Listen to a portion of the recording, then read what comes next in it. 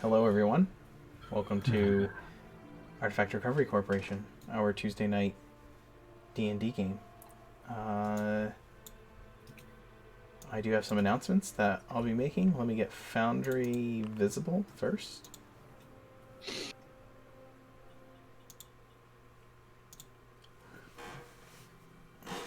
Well,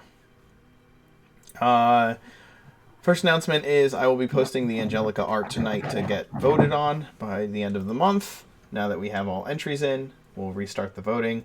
In addition to that, we reached 50 subs today, so we gave out a new set of dice. We do that every time we hit 50 subscribers, care of our sponsor, farboco.com. You can go check them out at farboco.com and see all of the role-playing game supplies that they offer. They are awesome people. They are a locally owned game store. So that would be... It'd be very cool of you to join us in helping them. Is to there a continue referral growing. code or anything to let them know that we came from you? At the moment, there's not, but one of the biggest things they've seen is that before they weren't doing any out-of-state business, and now they have been. Ever since we started advertising them on the stream, they have been getting orders from all over the U.S., which is pretty amazing for them. It really helped. It's really helped them out. If you do eventually get a promo code, can it be Dab God? Oh, good God! Good God! I will talk to them. But yeah, unfortunately, they don't have a promo code system in place for them to be able to track that at the moment. Let's see, what else do we have going on? Chris, who plays Grask, has offered to gift a legendary bundle to someone once we reach 1,000 followers. That is a huge value, and I highly recommend using D&D Beyond if you have access to the books there. And finally, we are if you are not on the Discord, oh, Deadeye, I'm sorry.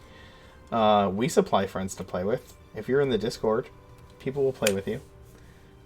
There's a couple of one-shots and new games that have started up recently that are looking for players, so yeah, you should check out our Discord channel if you're... I think you're in there.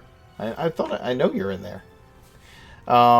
If you're not on the Discord, then you may not know this, but I am returning to my day job in a couple of weeks, starting March 1st, at which point things are going to be shifting around as far as schedules here on the Twitch channel. Dark and Hungry God is going to continue at least twice a month on Tuesdays at the same time.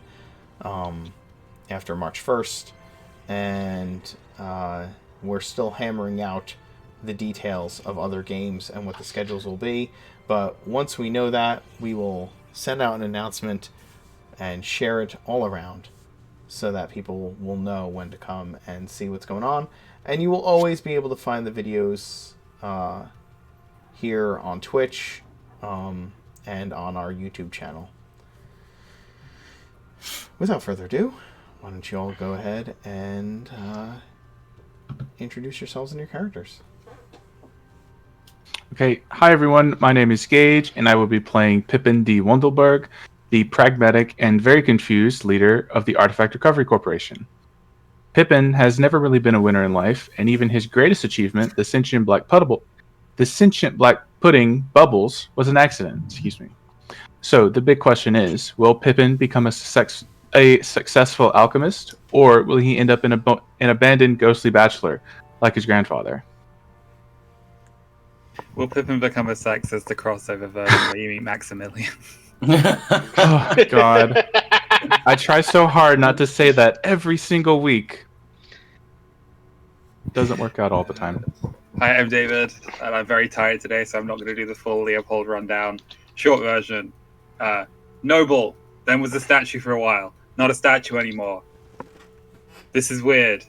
I'm in the future, but it's not, like, cool. Where's my flying car? Oh God, you are tired. Oh god, David, get you some coffee. I have Dr. Pepper, but it's not helping. Do it. Caffeinate. Caffeinate and dominate. I have coffee brewing right now, which I am going to go run away and grab in a little bit. I just finished my cup. I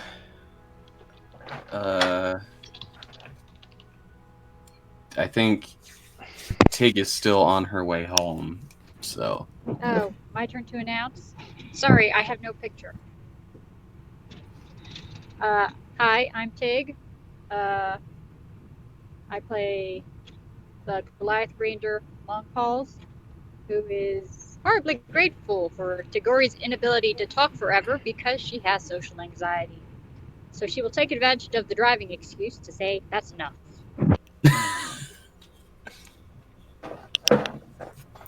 Hi, my name is also Gage, and I play Aramil of Geneva, who is the only child of Enna and Varus, a high elf couple who make a living weaving clothes and other textiles at the Starlight Weaver in Geneva.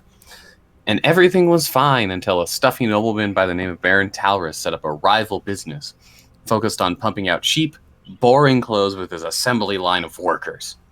He's been buying out his rivals and is now closing in on Enna and Varus' home/business, as if driving them into poverty due to his practice wasn't enough. Aramil, being young and a bit of a troublemaker, heard of the Artifact Recovery Corporation from a flyer in Geneva and was enthralled with the possibility of bringing back a wagon load of gold to his mother and father to bring them out of squalor, and maybe even flip the tables on old Baron Talrist.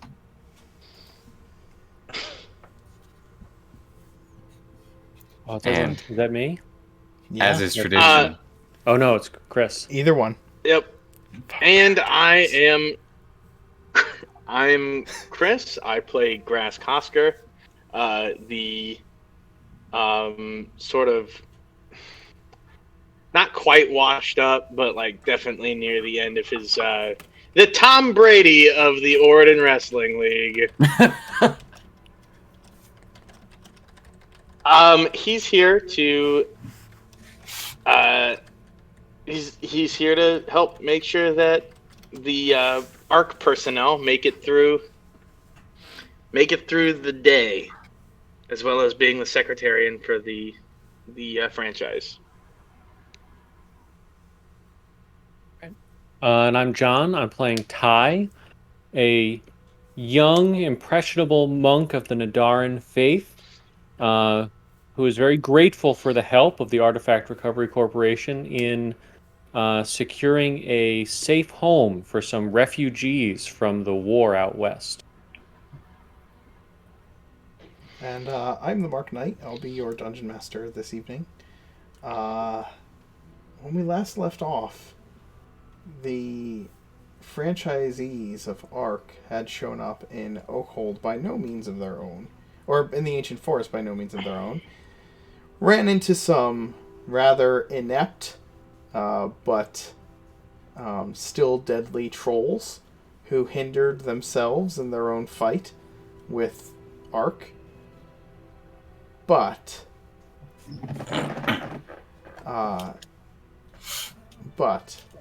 they were able to fight their way through the trolls with the help of their newfound friend Try, who brought them all to the refugees that he had that had migrated west with him, hoping to find a safe haven.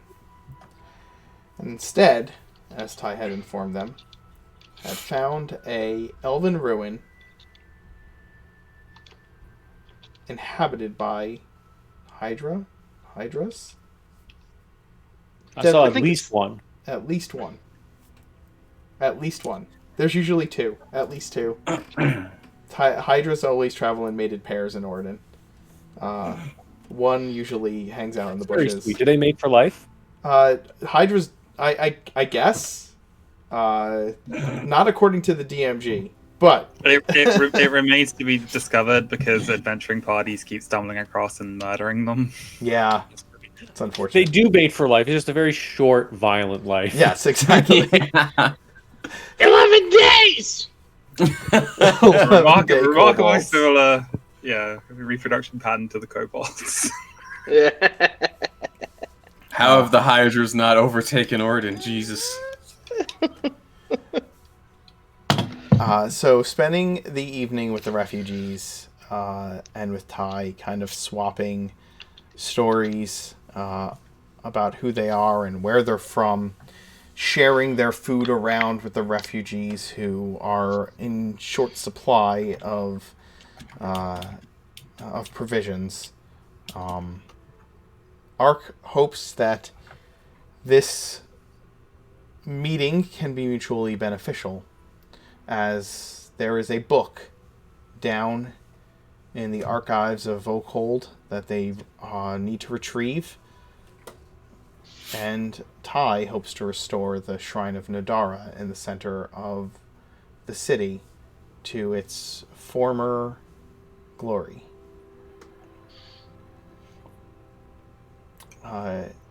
You've spent the night in the trees and have moved now to from the outpost where Ty has encamped to more of the city proper, looking down below to scout for the creatures that impede the progress of both of your missions. You can hear them moving. Maybe it's one. But with multiple heads, who can really tell? They roar in odd mixtures and patterns, and it comes through the trees like a storm.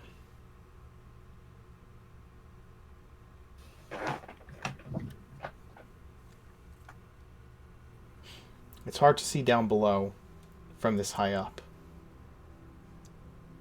but there is movement down there. And can we all see this, or is Ty out on his own scouting?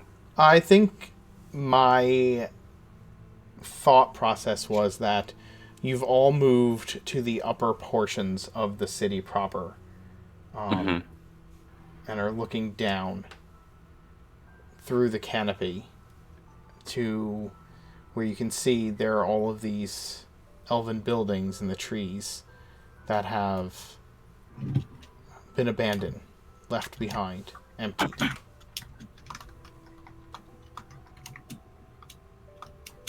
Gotcha.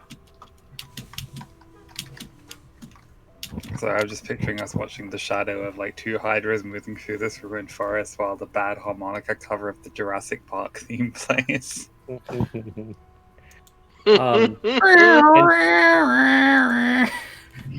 does everybody have dark vision? Like, what's the light? How dense is the forest? What's the lighting situation like? The forest is very dense. It is very dimly lit in here. I think all of us have dark vision now. Yes.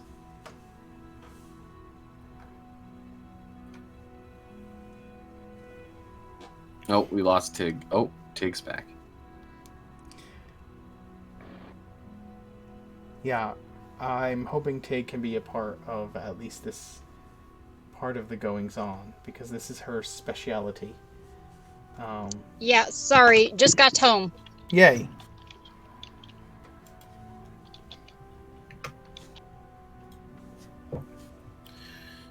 Okay. So Aramel's just gonna kind of peek over a little bit. So, Ty, correct me if I'm wrong. We're supposed to take out whatever's making all that noise? Yeah, that's the idea. I'm just gonna, like, do that, like, dramatic slow turn to Pippin. Do you know anything about hydras?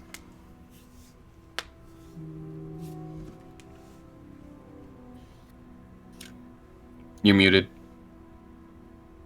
Would I know anything about hydras? I said I read them in like fairy tale books, but Yeah, I would need like probably a nature roll to see what nature. you know. Oh, I'm good Yeah. at those. And I will use Flash of Genius to add 5 to that. Okay. So 17. Uh, You're flashing your genius at yourself. you know, Yeah. here's what you know about hydras. They have multiple heads. The older they are, the more heads they tend to have. There's more than one type of hydra.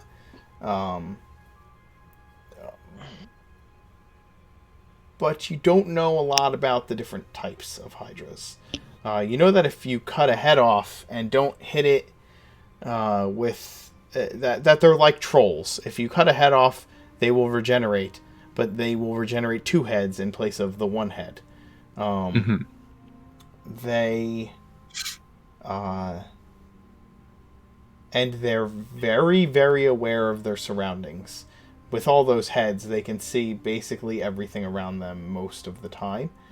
Uh-oh. They're that makes them very dangerous. They are also voraciously hungry. A lot of times, like, not a lot of places have more than one hydra, typically, because they eat so much. But with this being the ancient forest and the amount of things that live in it, especially those darn trolls that can regenerate, you think that there's probably plenty of food in this area, but yeah, they are ravenous, terrifying, multi-headed reptilian giants.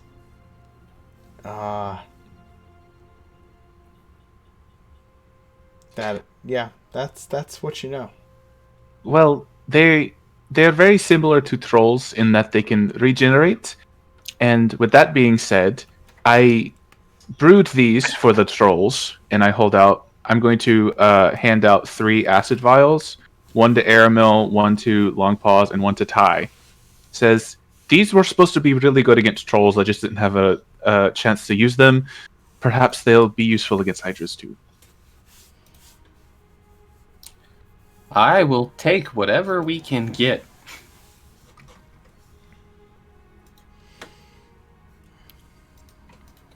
And I'll just I mean, if yeah, because the acids you said stops trolls from growing back. So I mean, maybe that's just a thing. Maybe acid stops all regenerating thingies from regenerating. Makes sense. yeah. It's like burning away at it as it's trying to regrow. You know. At least that's how I think it works.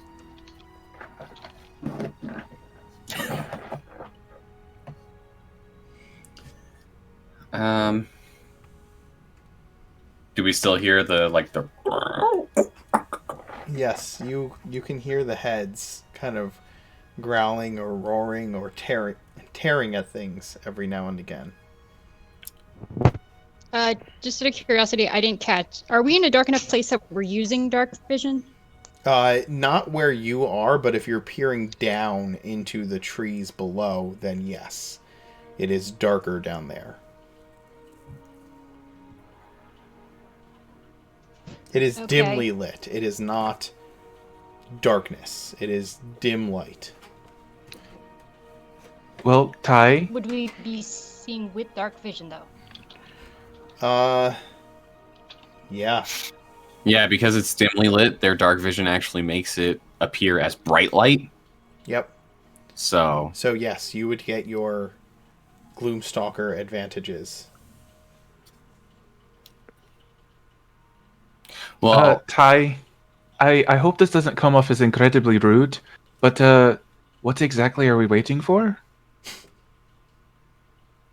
Well, I guess if we all have this acid, nothing. do we want to follow it, or are we just gonna try and?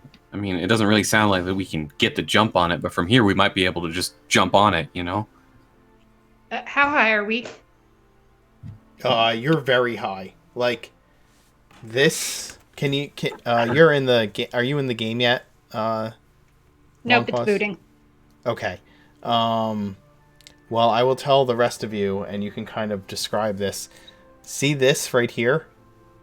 Mm-hmm. That is the top of a tree, and it has buildings in it. Okay. That's how So high we're you like are. maybe a couple 100 feet up. Yeah. So we got some walking to do. Or you know, The question I would pose falling. is... Yeah, you don't want to fall. Fall would be bad. falling back. Really? I can help us fall slowly. If that's Wait. what we want to do. Oh, so that Wait we a can be minute. eaten by a hydra like snowflakes? Are they? Wait. Yes. Are the hydras down there? Yep. Oh. Aw. They are on the forest floor. Something So- tells me Darn hydras it. can't climb. The question I have for all of you is, you have a Gloomstalker Ranger, who you know is invisible to creatures with dark vision, as long as they are utilizing their dark vision. Are you planning on sending her down to have a look around? She wants to. It seems like we should probably try to find every advantage we can get. So if we can find some favorable terrain, or at least, try to catch them while they're a little bit separated so we can focus on one of them before we have to engage both of them, that would be great. I might be able to assist with that. What tricks you got in your bag today, Leo? It's typically a spell reserved for extraplanar creatures, but even on beings of this realm, it is possible to send them away temporarily to a pocket dimension, a demi-plane.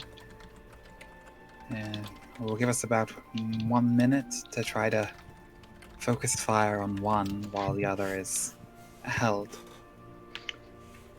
Oh, that's really good. Holy man, Thormodin really, really likes you. It is not so much that I have his favor as that I try to fulfill my duties in the way that he would appreciate and respect. Well, I think at least at this point, Thormodin probably doesn't want you to die. So, As a point, Chris pointed something out that is correct. That the Gloomstalker's invisibility specifically says creatures that rely on dark vision. While you are in darkness, you are invisible to creatures who rely on dark vision. So, that means that in dim light, she will still be visible to them, if she is not hiding.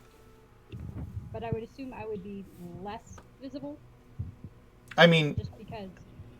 to them, dim light is treated as bright light to creatures with dark vision. So it's just a matter of how stealthy you can be at that point. Which I can be fairly stealthy. Yes. Right, but you would also be like the only one that's any good at stealth down there. So it would be you down there, Called not. shouting ahead. You're more than welcome to do whatever you feel is your character would do. I was just wanted to bring it up. Yeah. I mean, that's I've fine. got. Nice I think to we know. can follow closely. I think if we have, You haven't spent enough time around us, Ty. We cannot follow closely if we want quiet. not like We- 10 feet away, but like 30 to 50 feet away. So we're less than a move. We're less than a full round away. Sure. This might not be perfect, but it's better than leaving you Mhm. stranded. And I can link up. So Long Pause can give us advance warning if stuff goes real south. And yeah, because I've got my psychic whispers that I can link with everybody. So, But do we want to? Okay, so I guess I'm a little confused as to the layout. How did we get up into this canopy? You guys had, that's where Ty's camp was up in one of the outposts in the canopies. They lead back to these trees. So you've traveled over the treetops through these series of bridges to get to where you are now, so that you could look down to where the hydras are kind of nested. So we ostensibly evaded the hydras the first time. You didn't get close enough to get to the hydras. You were in Got the it. outskirts of the city. Sorry, was just a little unclear.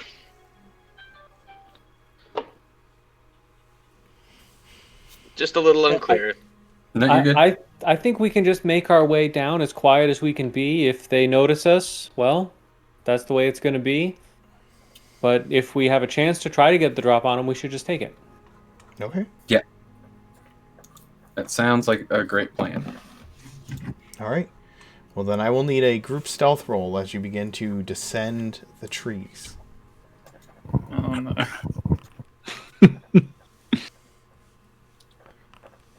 Are we using Featherfall for this? I think I will burn inspiration to try to make this not suck.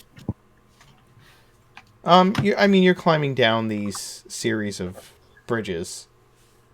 I don't know that you're just jumping down, right? Yeah, no, we're That's why I asked about Featherfall. Because if we're using Featherfall, it targets a group of creatures. We could just jump down.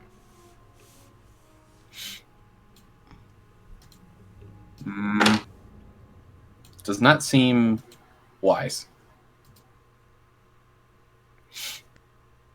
So how many people can you target with Featherfall? Is it 6 or is it only 5? 6. Sound. Is it 6? I thought it was 5. I would need to look at the spell. I don't know off the top of my head. It's 5. So Oh. we're in a bunch of I can see the map now. The city of Oakhold, like there's like upper trees and lower trees. Correct. Mm-hmm. Okay. And I take it the shrine is on the ground. The shrine is on the ground, yes. Bummer. Why couldn't they build it in the trees?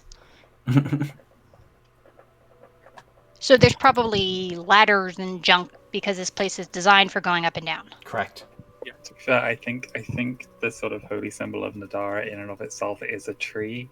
So it'd be really hard to like grow a tree on top of a tree. Yeah. No, there's actually a specific breed of tree that does that. Interesting.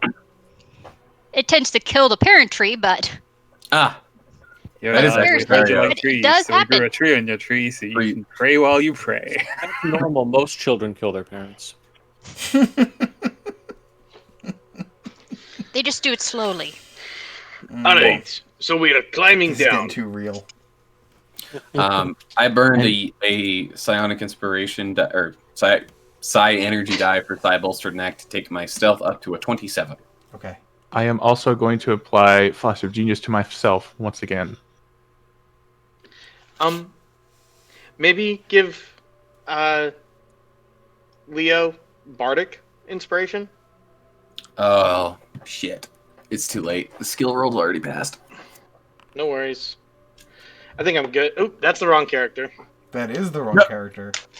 Still the same stealth modifier. That's fine. Have a bunch of windows open. Forgive me. You are forgiven. Google Yay. Chrome wants that RAM. I love that So meme of instead it's like somebody's photoshopped just the Google Chrome logo on top of this guy's head, and it's just like it's like a POV shot, and it's like this dude reaching. It's like Google Chrome's like, "Give me all of your RAM," and some guy with a gun, get away, you freaking demon! You guys, surprisingly, Leo and Longpaws rolled the same stealth rolls. Oof.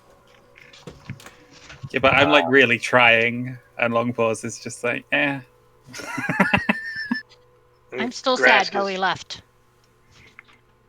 You make your way down the trees, and as you do, you can see the aged and dilapidated state of some of these buildings that are within the foliage.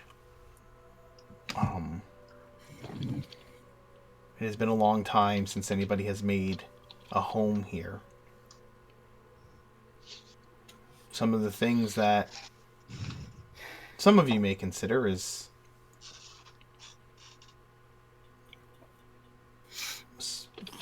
how the food gets up here.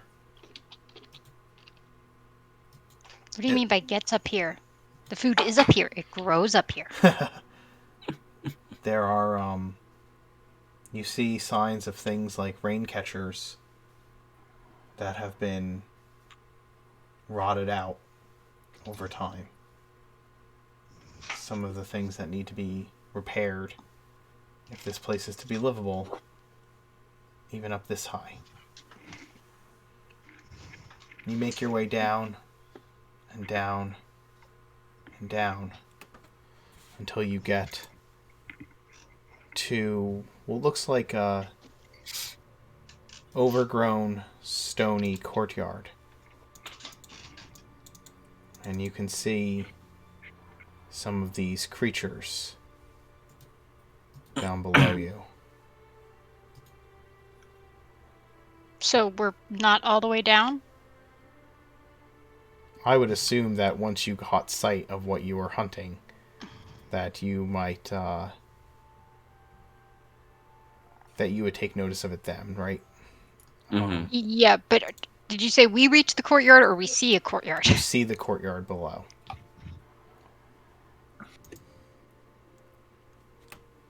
Grask Okay. is busy.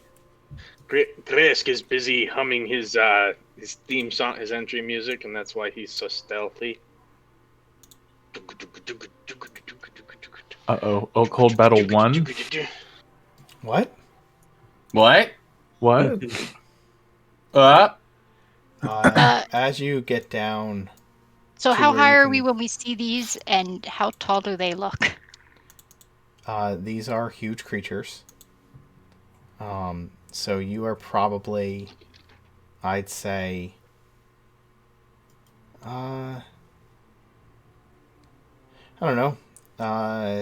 60 feet up when you start seeing them move through the woodwork and come out into the courtyard. They notice you and Leo. You can see a couple of them noticing you and Leo. Do they look friendly? Oh no, these things look terrifying. And Pippin, there's something about them that tells you that these are not normal hydras. There's something wrong with these creatures. They have heads like the hydras of the stories, but they also have a tail with a crab-like appendage at the end, like a pincer. And in the center of all the heads is a gaping maw of teeth that is just wide open and growling for food. They're smaller. Well, they seem awkward for hydras, for the hydras from the stories. None of the hydras in the stories that you've read or the research that you've done implied that they would have pincing tails and gaping maws. That's weird. That's not right. That's not what you were expecting. And there are 3 of them. That's definitely more than 2. I went to school for this. Climb back up. I think it's a little late for that. Indeed. If they're not shooting at us, we can climb back up and reassess.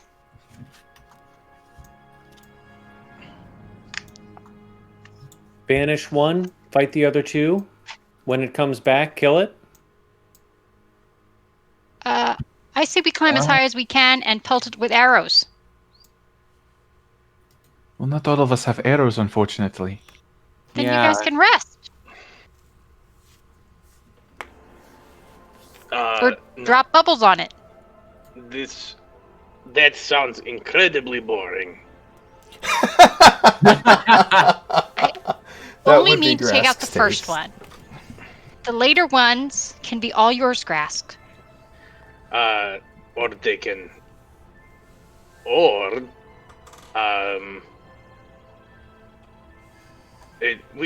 let's just go fight. Let's watch them just a little bit first. Fine. I want to see how fast they move and stuff.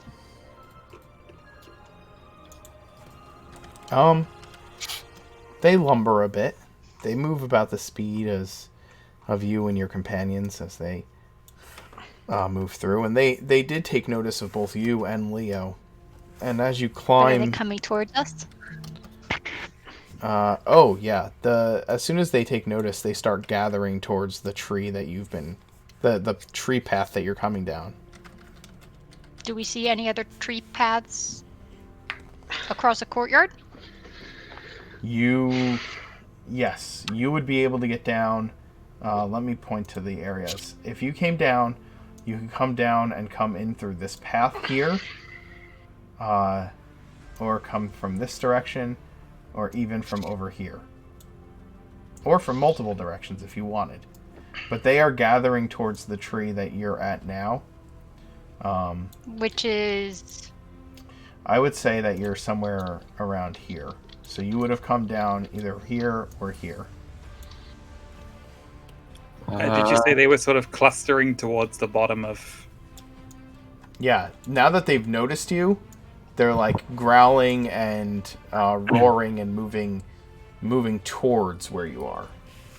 That is right. Come towards Grask. Guys, If they can get into range, I can try to tag them with a slow spell. That should mean we'll be able to approach them relatively safely and try to take them down quickly. I will keep banishment in reserve if we need to try to turn the tide or make a clean getaway. so you need them to bunch up? As much as possible. We're within about a 40-foot cube or so. Okay, I've got an idea. I am going to cast Silent Image. And I'm going to put it right about, we'll say there. Okay. And I'm going to, let me pull it up, just double check. Alright. I'm going to create just a 15-foot cube of the most delicious looking illusory meats and flanks and bacon and haunches that I can think of, and just make it all look like it's in a big old heap and ready for the eating for these hydras. How long does that last? Up to 10 minutes. Okay. They start moving towards this snack that you have provided. I don't know. Why would you do that? Now they are all the way over there. I cannot hit them. Well, I guess we have to go over there then. Ah, No, Hi, we're right you- here, aren't we? You're like up in the trees right over here. Yeah. You can Yeah. come down either here or here from where you are. There you go. Yeah. I brought them closer. oh, never mind. All is forgiven.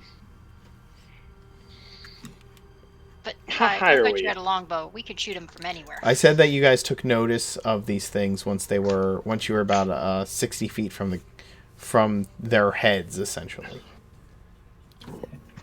Okay, then if everybody's ready, let's see if we can make this work. Go I for have it. tried shooting them before, but they just go away. Well, let's see if we can make them stay dead. That way they don't bother anybody. Hit it with it. 6 feet.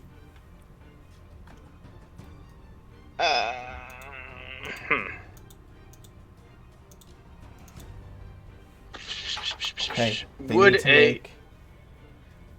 You cast slow, Leopold? Yeah, targeting all three of them. Okay. I will have them make So DC 15 Wisdom save. DC 15 Wisdom save. Understood. I would also like to start the combat by slapping Grask on his calf and casting Enlarge. Yay! Good, because I was about to flying pile drive the one closest to me. You said... okay, one of them rolls a 16, the other two roll 1s.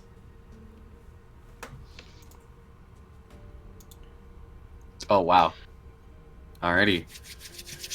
So I will slow... I'll put little icons that show 2 are slowed, and we can roll initiative, because I think that would be that this is a fair moment to do that. Give me 1 second, though. Let me get everybody on the initiative tracker first. We do not have a long pause. Yeah, I see that. Alright.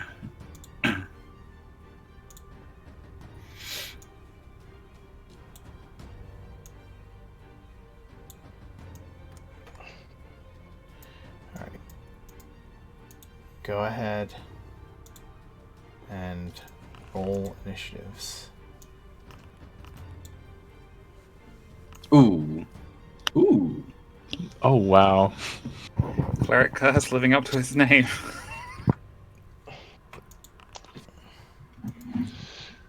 The Claritaris curse. It's like the Cruciatus curse, but... Hey Tig, can you roll your initiative? I'm multi-classing into Clockwork Soul Sorcerer, so I can basically start doing time magic. If it ever and regular works. Initiative roll. Yep, be sure to... Well, that fits with Pippin casting the enlarge.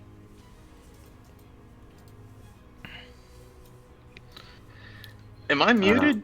No, we hear No. you. No, we hear you. All right, just checking. Alright, so a huge creature, they're probably about, like, Keep saying virtual tabletop not found. weird.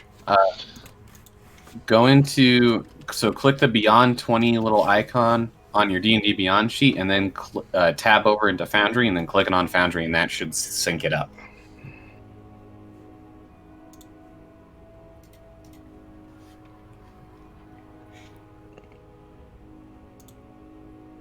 And now you should be able to roll.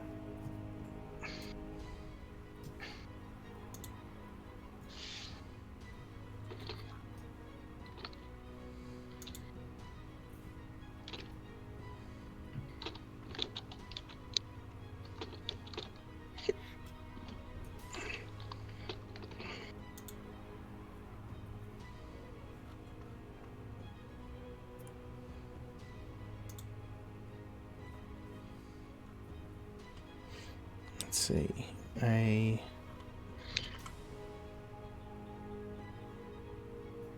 Just so I know how tall these things are.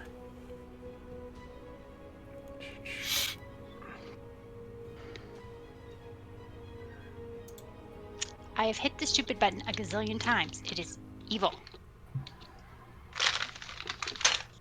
Make sure you're doing it on the D&D on the when you're on the Foundry tab. You need to go in to the D&D Beyond icon, and that will that should help you reset I it. have done that That's what. multiple times. Then I don't know what's going on. I will try restarting the Foundry Okay. page. So these things are probably somewhere around 20 feet tall. Dear God.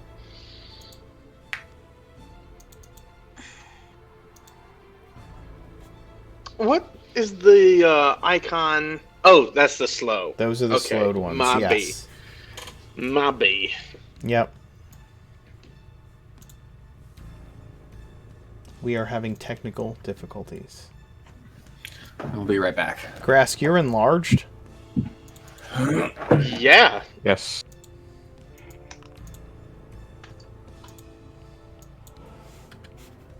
Now it works. And it gives me one of the more pitiful rolls. But whatever. It is time. I hate to say it, guys, but work called me, so I'm going to be half distracted. This is not going to be a good day for me, it seems. I am sorry.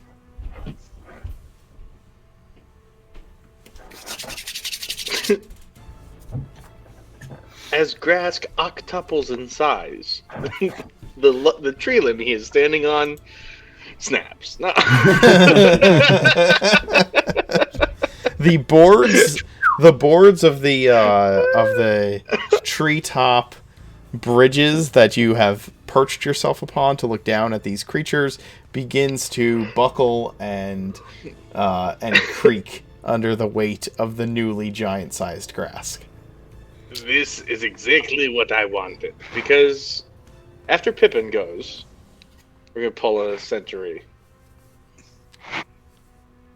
I don't know what that means. Well, but Pippin, you've slapped him on the calf, growing him in size with your action. Is there anything else you would like to do before Grask gets to wreck shop?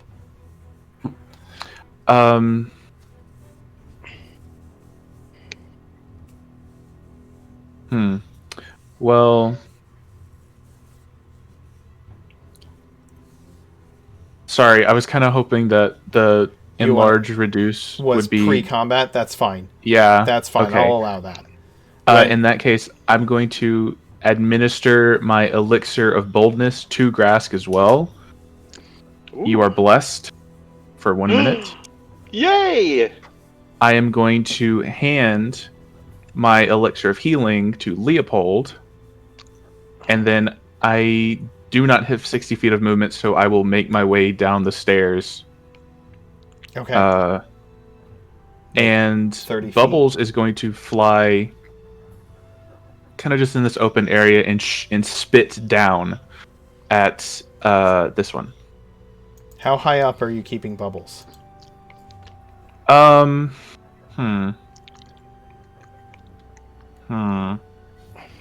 If she's also 60 feet up with me, she has a speed of 30, so I guess 30 feet off the ground. Okay. That is fine. So it's a 16 to hit. The 16 hits the Hydra, and the acid runs off the creature's body like water. Oh. Uh-oh. I hope everyone saw that. I guess we can try fire next. I don't know, guys. And that's my turn. Okay. So you're moving down 30 feet, is that correct? Okay. Yes. Grask. I believed I learned about this in chemistry. Do we have any alkali? Well, Grask is going to he's going to power bomb this one. You jumping down. Yep. All right, go ahead and make an attack roll. Roll for Okay. roll Well, for people's after elbow. bonus action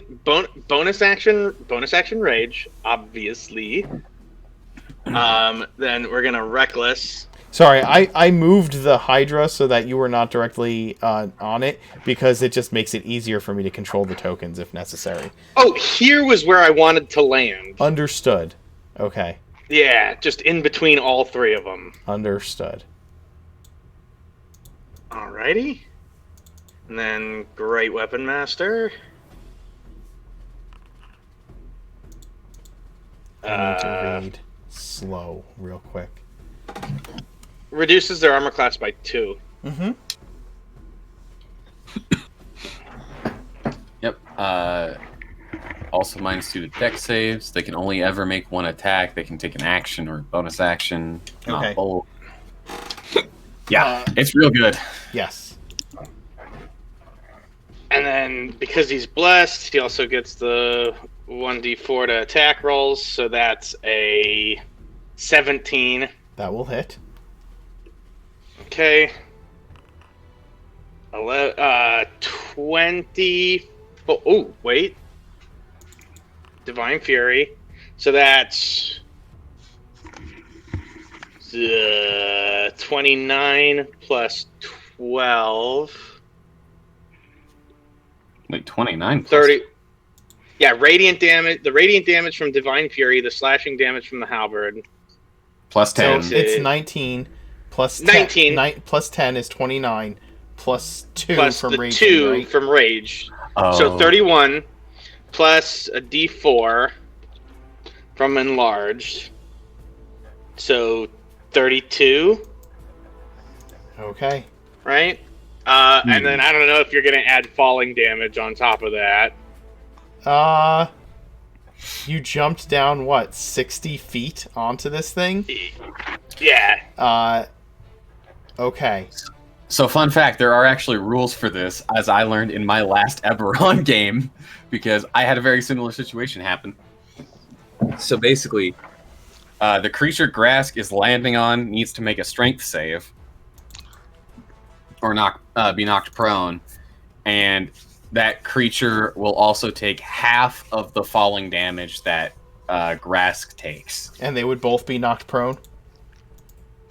No, they both. No. The creature getting falled on. Let me double check Tasha's, but yeah, they actually have rules for this now, so that's Nice. fun. Oh, did we lose? Oh, wait. What's happening right now? John dropped. Oh yeah, where'd John go? I'm here. I just muted my camera for a second. Understood. Oh. Oh, got it. Okay. Just wanted to make sure that I wasn't losing my mind. All right. So that would Your be what? overlay. 60 feet? Is it? 60 feet would be 5d6 Eight. falling damage, I think. Yep. Okay, it's 5d8 falling damage, and I believe 5d6? 5d6 falling damage. Yes, thank you. And I'm pretty sure when you fall, you always land prone. If you take damage when you fall, you land prone. Right. Can I make an acrobatics check to not do that? To not land prone? Yeah. I'm landing on a creature. You're landing So on let's a just creature. assume. There are also rules for jumping onto a creature if you want to like Yes. crawl around on its back. Yeah, that's... I'm trying to find them right now because I know they exist. They're fun as hell, and that's the only way I fight dragons. Just Oh, here they are. Control Okay. F, Shadow of the Colossus. So, if a creature falls into the space of a second creature and neither of them is tiny, the second creature must succeed on a DC 15 Dex save, or be impacted by the falling creature, and any damage resulting from the fall is divided evenly between them. The impacted creature is also knocked prone unless it is 2 or more sizes larger than the falling creature. Okay. And it is not. So it failed its save, so it is knocked prone. Okay. It also gets -2 to any dex save it makes because it's under the slow effect. So this has been a really effective combo. I'm going to roll 5d6, and then you're each going to take half. So it is 18. So you each take 9. So I And- take 4. And you take 4, Grask. Yes. And you are now on. You're Alright. now on top of the Hydra, unless you choose to roll off of it. We're gonna go ahead and roll off of it, and as part of rolling off of it, he's going to get it with a backhand with the halberd. Another reckless attack.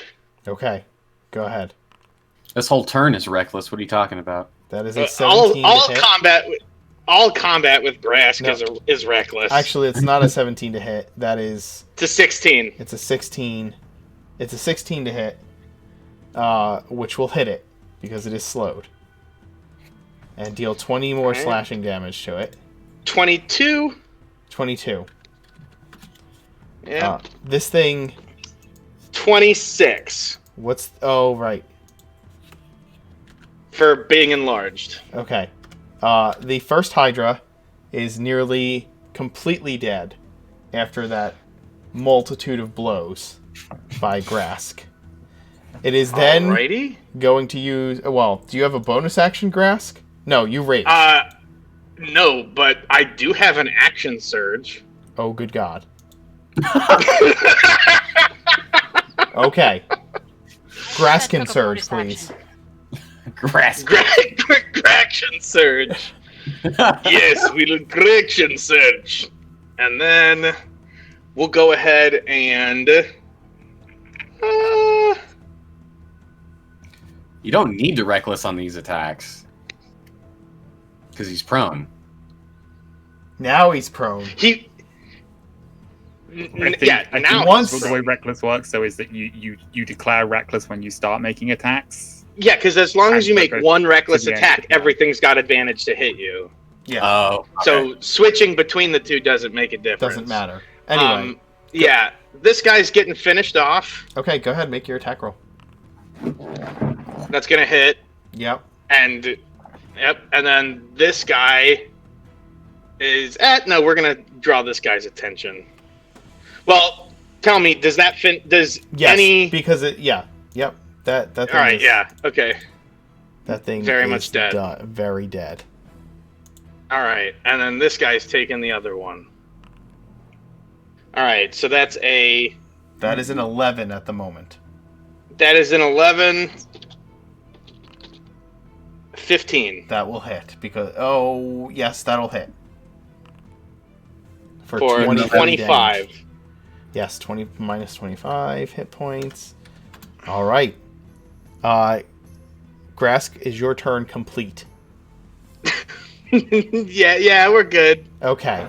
Then this Hydra is going to use its legendary action to tail pincer you. Okay, That is a 20 to hit. that will hit. You take 14 slashing damage, and you are grappled. Okay, so 7 slashing damage And you are grappled. and grappled. So speed is 0. Your speed is 0. I feel like that's okay. The Yeah, where's he going? Yeah. It's true. Yeah. The other Hydra is going to also use a legendary action to hit you with its tail as well. Okay. That is a crit. Okay. You are going to take 26 damage. Cut in half. So 13. Correct. And then Aramil, it is your turn. So I just watched Grass just like pile drive, slash the Hydra to ribbons, and then his two buddies just Correct. And now Spider-Man. Grask is thoroughly grasped by the tails of the Hydras. You're I not. also- I'm not. It's also funny because Grass is also currently standing in an illusionary pile of meat. Yes. God intended.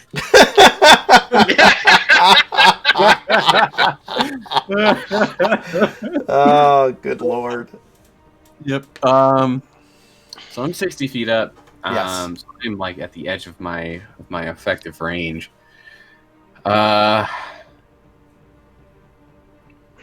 We are going to move like one square that away, and then 25 feet down. And then so I'm and their heads are 20 feet. Yeah, okay. And then I'm going to attack that guy. So you moved 20 feet down? 25. Okay, so you are then 35 feet up. There you go. Yep. And, Go ahead and roll to hit. okay. We are going to on the way down, like as with my movement, can I say that I cunning action to try and stealth? Or is there even really anywhere for me to hide up here? You can probably try to find a place to hide with a cunning action, especially since you've moved a number of feet. Go ahead and roll to hide. 14. Several of the heads still continue to track you as you move. If I use a side bolstered knack to make it to 19. Then you're pretty sure as you duck the last step into the actual branches of the tree you're in itself, that it loses sight of you. Okay. Wow. Okay. And then dagger toss. Go with for it. advantage, I think. With advantage.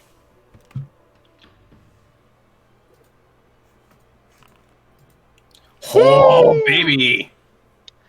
That's a crit. Okay, so I always get your crit rules mixed up because You rolled the max for the first one. Yeah, it's going to be the same because you rolled the max. You rolled the max already. So it's 11 plus 10 for your sneak attack damage, plus 3 for your crit damage, plus 37 13 for your critical sneak attack damage. So the total damage is in fact 37. That is correct. Gotcha. Cool. I can never remember if it's just the weapon or if it's also sneak attack.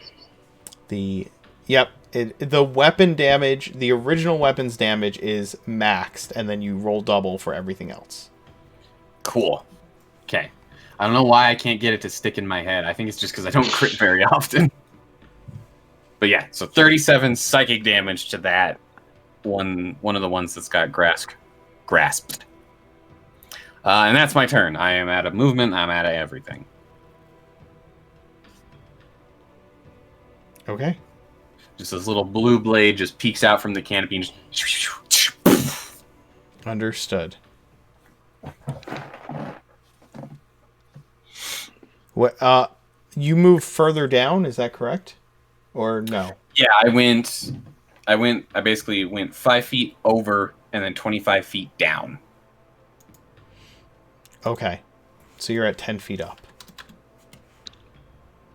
Oh no, that was the wrong thing.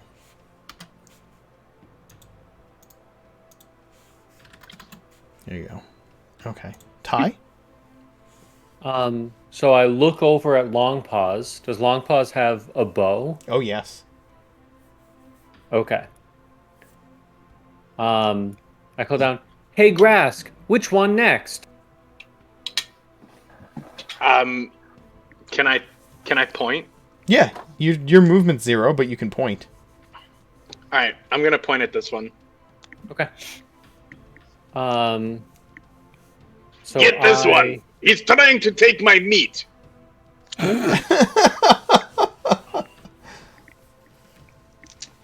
All right, so I just move over there next to it. I'll hop, skip, and jump down from the trees. Give it that good long sword. I guess it'll just be normal here. 24. Welcome to... Oh, 2 hits. Those will do. Welcome to Good Sword. Home with the Good Sword. Yep.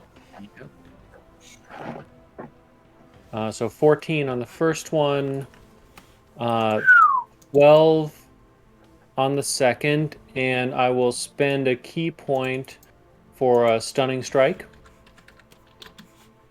Okay. Did you add that sword to your... I did, yes. Okay. Yep, it's in there. All right, it's going to make a con save. Yep, DC 14. It succeeds. Okay. Also, I will use the sword to give Longpaws one attack against it. Well, one attack that she can use as a reaction. Cool. Huh? More shooting? Yes, you get to make a shot. If you choose to use your reaction to do so. I have no objection to this plan. That will hit the Hydra. For 11. Is your... That would be for 8. You get No, your- you still get you still sneak get the attack. sneak attack. Because Ty's next to it. Yeah. Oh, I didn't realize I was next to it. Okay, cool. Ty has moved within 5 feet of the creature. So, yeah. Then I will bonus action just a single unarmed strike.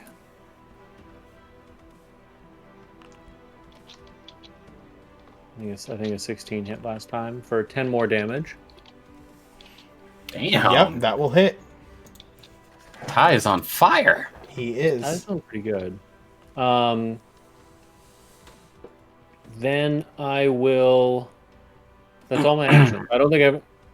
If I had any movement left, I would step away, but I think I don't probably Okay. because I was pretty high up and I came across here. So The Hydra is going to use the second of its legendary actions to let go of Grask and hit you with its tail.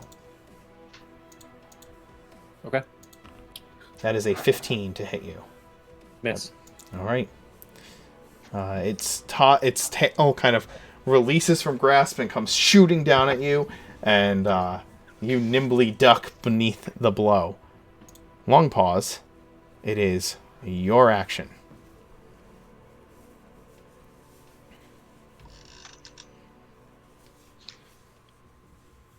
Okay, well.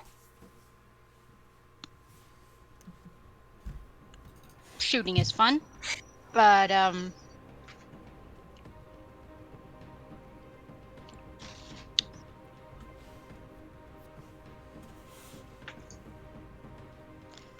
I guess I should probably just shoot some more because, yeah, shooting is fun.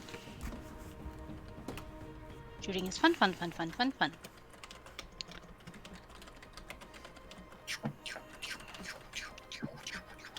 And work is annoying. I feel that. All right.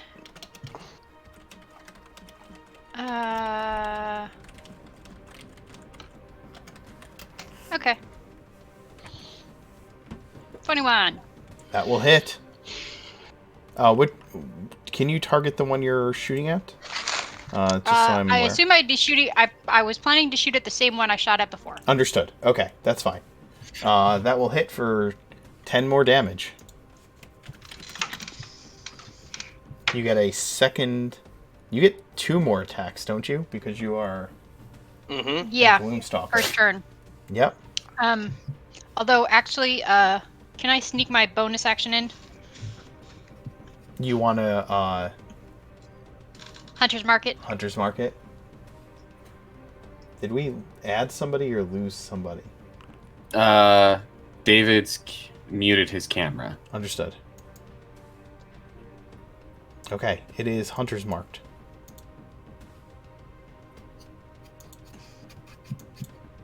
And then we shoot some more. Go ahead. That is going to hit. For another 11 damage. It is still... Well, don't forget the Hunter's Mark damage. That includes it. Because That's the sneak attack. Yep, the sneak attack She's- changes to Hunter's Mark because... She still gets sneak attack. No, though. she got sneak No, I attack get on it her once first per round. hit. She doesn't get it. Oh, right. Yep. That's right. That's Yep. right. So we just Alright. substitute the sneak attack for Hunter's Mark. It makes The it Hunter's easy. Mark damage. All Yep. right.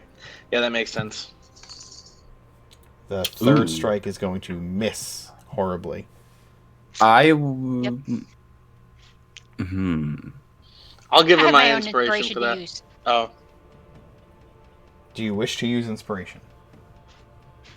Yes, Okay. because that was sad, and I need to use it at some point. Go ahead. That will hit. Ooh. It will do that. That will put the final blow into the final active head of this Hydra. Then I guess I won't bother adding the 1d8.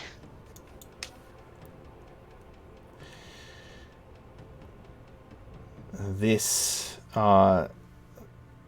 Hydra here is going to let go of Grasp and let go of Grask and use its last legendary action to try to tail swipe the speedy little creature that has come through. So that is a 21 to hit you, Ty. Ooh, that gets me. You're going to take 8, and you are grappled. Okay. The Hydra is then going to take its action. This is not the slowed one. It is going to bite at Grask first. And miss horribly. It is then going to try and drag Ty into its maw. Oh no. And miss horribly in the process. I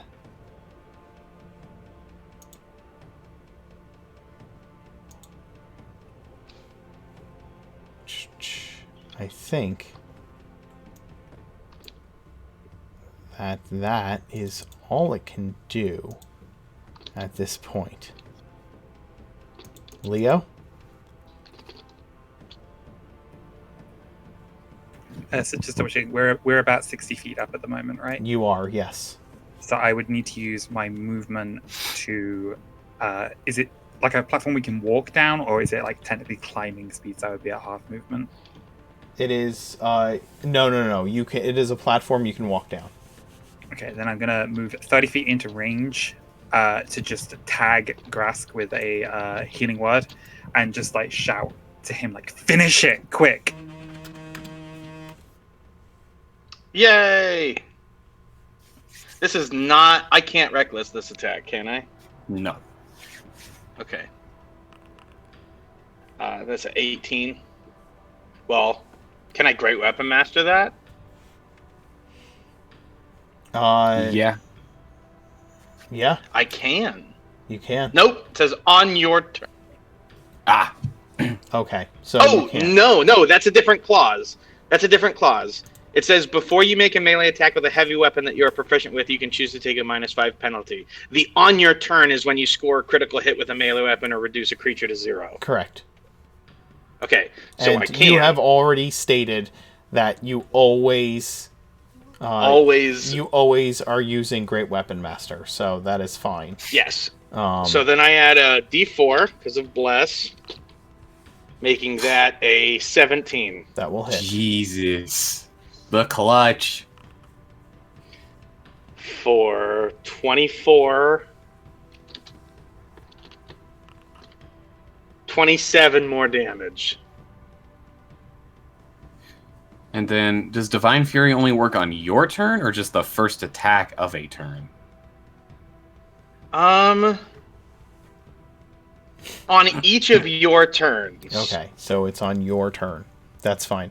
But don't worry, the 27 is going to kill this Hydra dead. Boy, that was a lot easier than I thought it would be. Thank you, Leopold. It's okay. Ty, are you? That got rather hairy there towards the end. Are you okay? I'm a little hurt. Maybe we should burn these before. Can they heal when they're dead like this? Burning sounds like a great idea, though. Just to be safe. I vote burn. I'm not entirely sure. Pippin, are these unusual in any way? They are absolutely nothing like the ones I read in the children's stories. If we've got any, I'll light a torch, and if we've got absolutely any oil or anything, let's just like douse these guys a little bit and start them going. Get them a Viking funeral. Worry that if they've been infected or infested somehow, that burning them might do some harm. We should probably try to check over them burn the first and see if we sick can stuff. figure out. Like a mushroom. When you burn mushrooms, they release spores. I True. believe there are pine cones that do something similar. But They like release most under intensity. animals and stuff, if they're rabid or something, you burn the corpse to keep it from spreading. Well, let's just see. And I pull out a scalpel and a tiny little hammer and walk towards the nearest Hydra.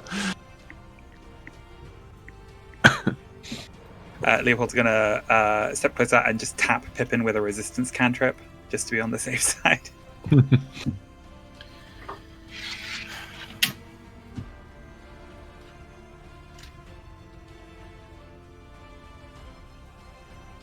Okay. Okay, you give him resistance, and you begin to burn the hydras. Perform a lobotomy. Yeah.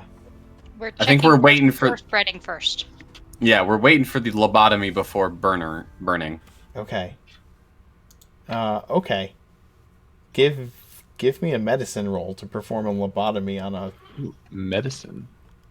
Ooh. Eee. Their hide is really thick for like just normal surgery, and you're not sure if one head is specifically like the head you should be lobotomizing. And as you start like getting close to it, one of the heads twitches, like it's gonna start moving again. Yeah, I just burned that one with my torch. It hisses and smells, but you see no further movement from it as it burns. I just Well- look up after I start cutting. It's like, yeah, I have no idea what I'm doing. Then I'll just burn the other two with my torch a little bit while Okay. he's doing the autopsy on the first one. That's fine. You start burning them, and you burn the hydras, and you look around, and you notice, or I should say you notice, not realize, but you notice that the archway up ahead has symbols to Nadara entwined on the pillars beside it.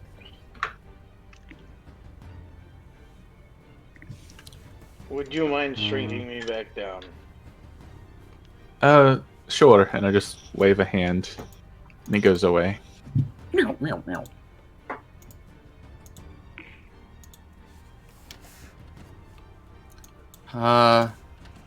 Ty, were these the hydras you saw? Or did you see some other ones? Because these ones look real weird.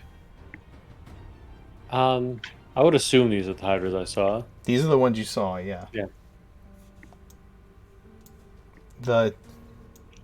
That building up ahead is surely the temple. The shrine to Nadara. How many hydra heads did each of these hydras have? Each of these hydras had... How much? I'm not going to say that. Never mind.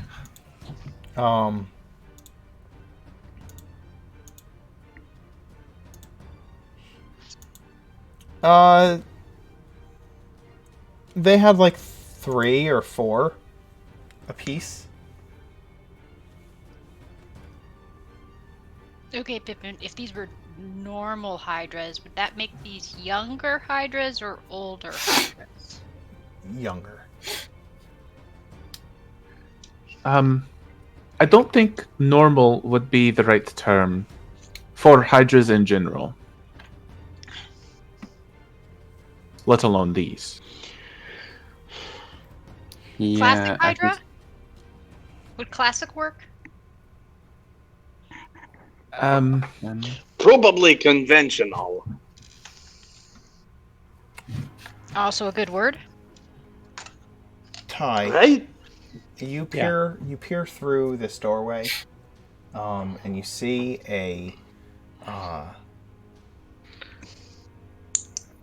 you see a covered courtyard beyond with like a pool of water and some various stone structures within. There's another passageway inside, but you don't see the tree that typically signifies the Shrine of Nadara. Usually the white tree that has branches that are each of the branches show one of the seasons of and it's typically in a central location of either a plot of land surrounded by water or on some kind of a dais where the roots can kind of grow into a pool or a pond of sacred waters. But through this doorway, what you see is not that kind of central location. This is clearly a temple complex to Nadara, much larger than the shrine that Shepherd Theo had tended to. Okay. This is bigger than I thought. How much bigger?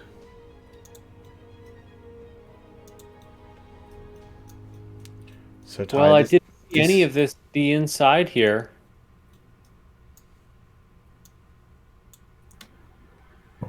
You said that the shrine, this temple, had been abandoned for some time. Do you have any indication of when it was first constructed?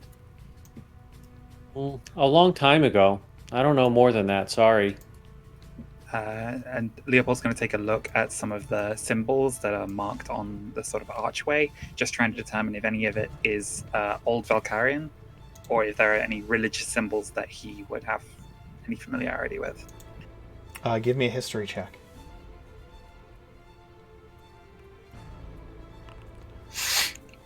You take a look at these symbols, and most of them are in Elvish, or Sylvan, if they are not, and none of them are in Valkyrian, or they are simply like pictograms, right? Images that go along with worship of Nadara. Then I can read Sylvan. Ditto. That's relevant, yeah. And I can read Elven, so I can help. Yeah. There are scriptures. There are like scriptures of like about Nadara and nature and the balance of nature. Sacred writings of Nadara kind of carved into these pillars. The language of them is old, like older than if you read it out loud, like Leopold, even to you, the language of it sounds like it predates the way people spoke during your youth.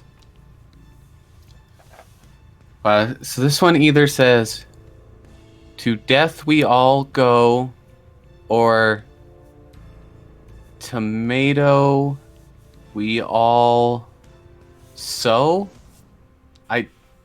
This is really weird. I don't think Nadara has anything to do with tomatoes, though. Growing things. Are there any sacred tapestries relating to the tomato plant? You guys can shift yourself around, obviously, but this is the doorway you're standing out and looking out at this pool, right? Ty would definitely be the one to ask about any sacred tomato tapestries. Ty, did you just like hop onto this pillar Yeah. and across? I can see I'll it. just hop up and over, yeah. Okay. I can see it, yeah. When, absolutely. as you do that, heads rise out of the water and try to take attacks of opportunity against you. I was just going to Oh, ask. guys, I to found see the if other could look Hydra. for anything. Leopold was literally just about to say about like tomatoes are generally associated with tomato sauce, and spaghetti's much more associated with Robin, and then just see this like writhing mass of Hydra heads. Noodles! Bad spaghetti. The 12 is not going to hit you as you go by, and the heads start to snap at you as you cross the water. Initiative. Do I just not like to be on the maps? Yeah, I think Where'd so. I? Apparently, I'm supposed to be invisible. The maps just like it more when you are. You can go ahead and roll initiative. Oh god.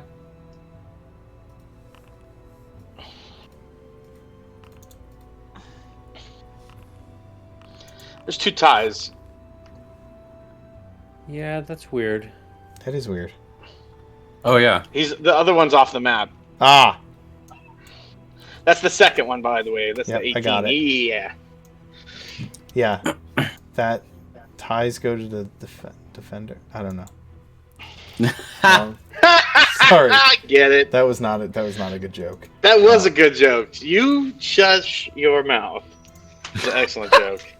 Thank you. I got That's an ju- initiative roll over 10, so I think we've cracked the code. You just have to praise Robin ahead of time to get good initiative.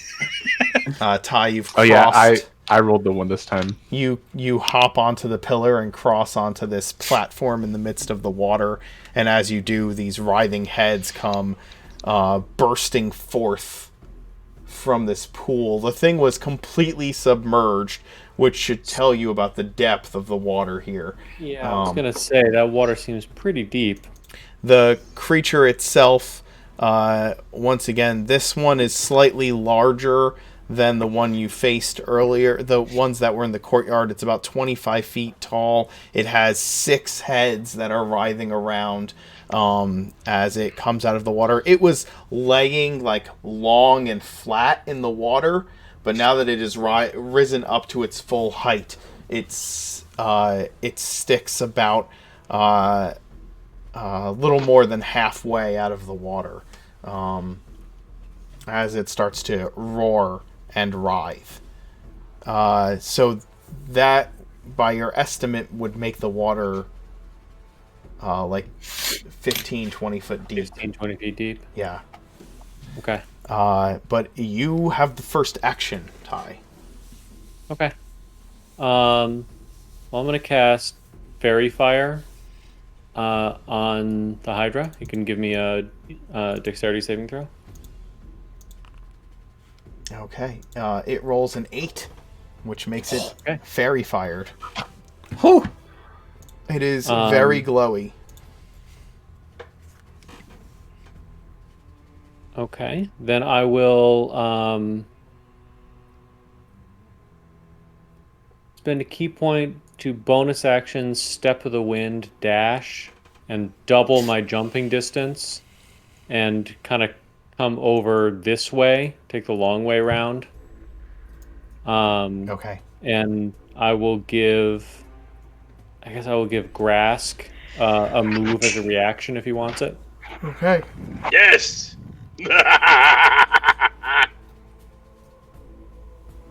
And then I'm done.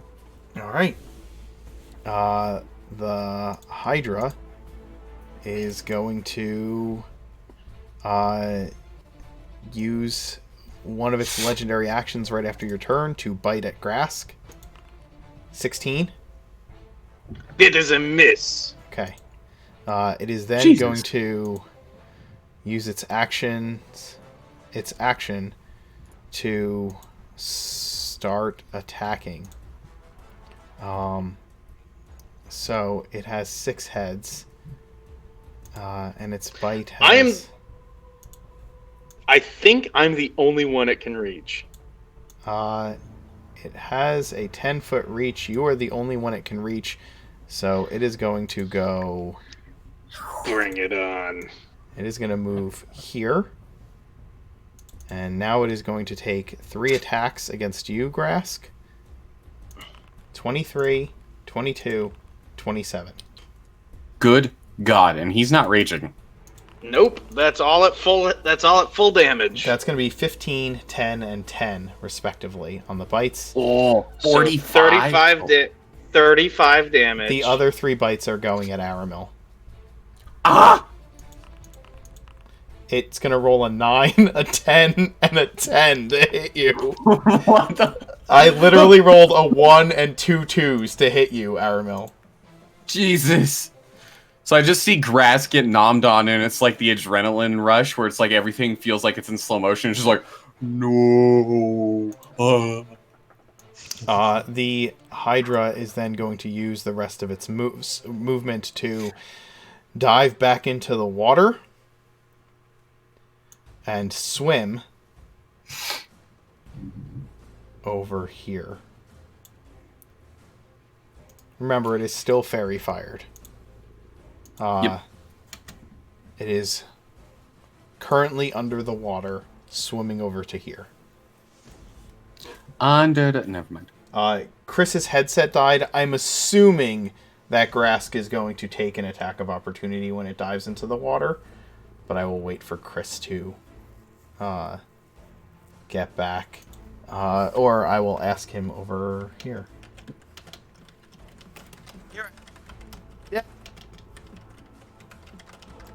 I think Hello? you just said yeah. Hey, Oh, I'm assuming that Grask is going to take an AoE, or an attack of opportunity, an AOO. Yes. Okay, go ahead and make your attack roll. All right. will It also is at assume- advantage, right? Yes, it's at advantage, and you are going to Great Weapon, I'm sure. Yep. Ooh. 1 second, because we're gonna go ahead and we are going to precise strike that guy. Okay, so currently you're at an 11 to hit. Oh, Shit. 12. You are going to miss as it dives into the water. And then, as it dives into the water and swims towards the rest of your companions, we are going to take a quick break, and we'll be right back. Ah.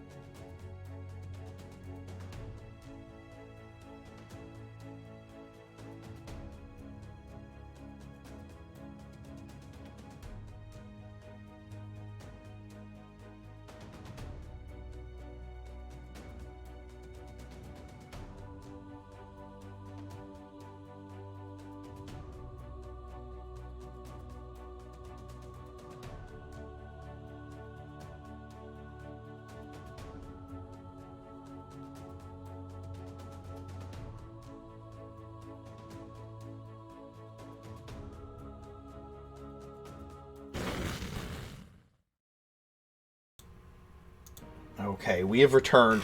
The Hydra has dove under the water after attacking Grask and Aramil and is swimming towards Ty and Pippin, but has stayed beneath the surface of the water. The glow of the fairy fire is coming up through this kind of murky green water, and allowing you to kind of know the location of this huge creature which is beneath the surface. It is long pause. It is your action. Okay.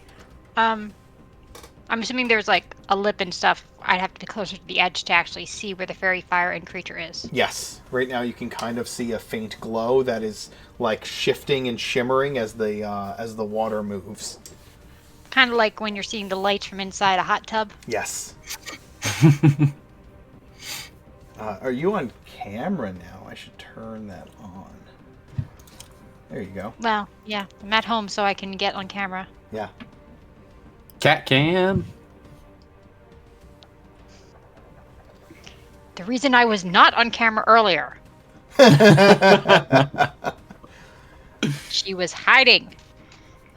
She was like hiding in a hole in your floor, which was...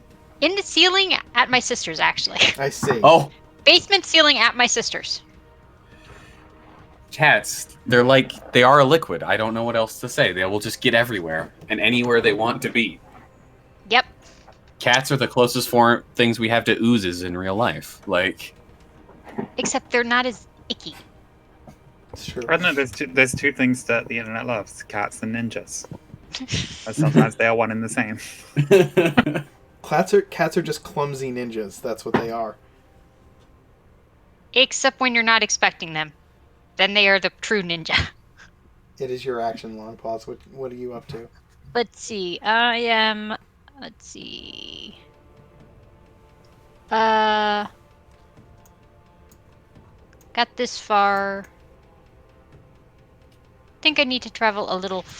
I would like to travel a little farther. So...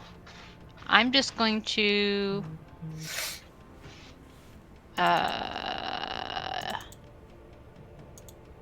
pop right in and use my dash action. Okay. And my swim speed is the same as my walking speed. Okay. So I Very can cool. get over here and I'll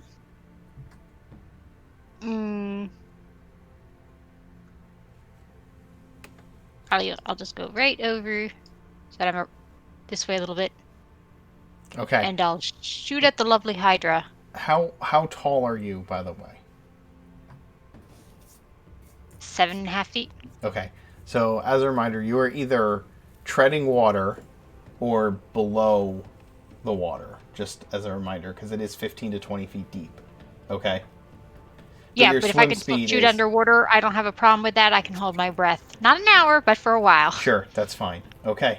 Go ahead and make your attacks. Remember, right, so you would have disadvantage for firing underwater, but because But it it's has... fairy fired. Yeah.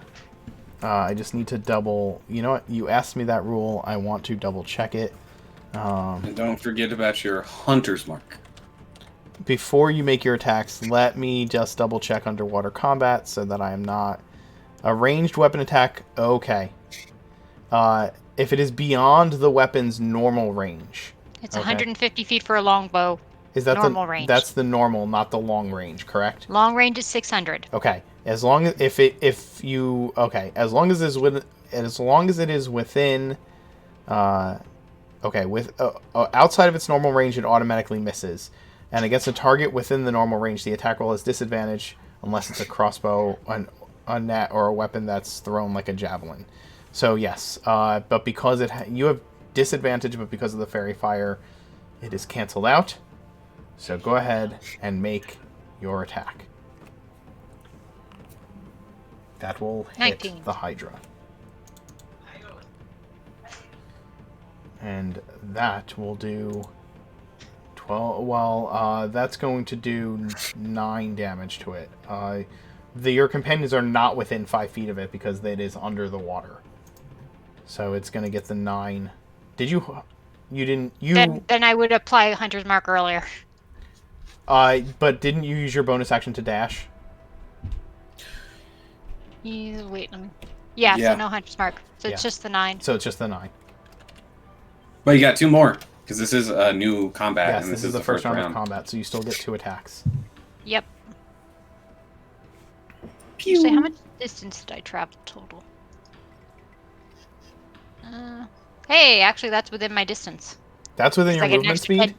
10 I get an extra 10 feet on my first turn. That's true, you do. Okay, so in that case, you could have Hunter's marked it, so it will take the extra 3 damage. Right.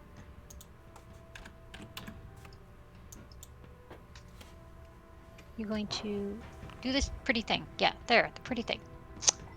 And then, yeah, more shooting. That will hit. Very consistent 19s. That's another 13 damage to the Hydra. Oh, wait, I'll that give was her my. I did not. It double clicked. Oh, that's a 25, not a 10. Yeah.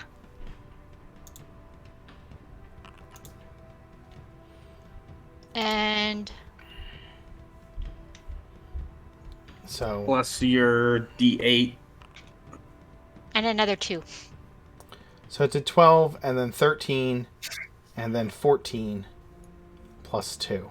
So another 16. Which is more than 25 this round. So I knock out a head. Yes. I have to keep track of that somehow. Notepad is your friend. The Hydra said 1. That'll help me remember. Grass. Actually, after Long Paw's turn, the thing will come up and bite. It will bite at Pippin. 26 to hit for 14 damage to the fearless Wundelberg. Grass, get your action. Yes, and as an action, or bonus action, rage. Action, make him regret his life decisions. It might be a her. That's 14 to hit, minus 5 is a 9. You've used your Right. precision attack. Yep. And no bless. But you're not reckless attacking, correct? Because of the fairy fire? Nope. Okay. And a crit, That's a crit. which means that this gets doubled. Mm-hmm. Rolling another D6.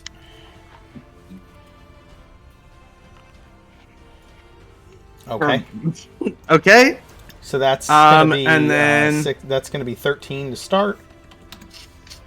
And then So 10 plus 6, so 16. 18. Plus 7. That's 25. Plus another 10. So that's another 35 damage. total, right? Yeah, total of 35. Okay. And those are your attacks. Those Any other movement? are my attacks. They are. Damn. Nope, because I'm all out of.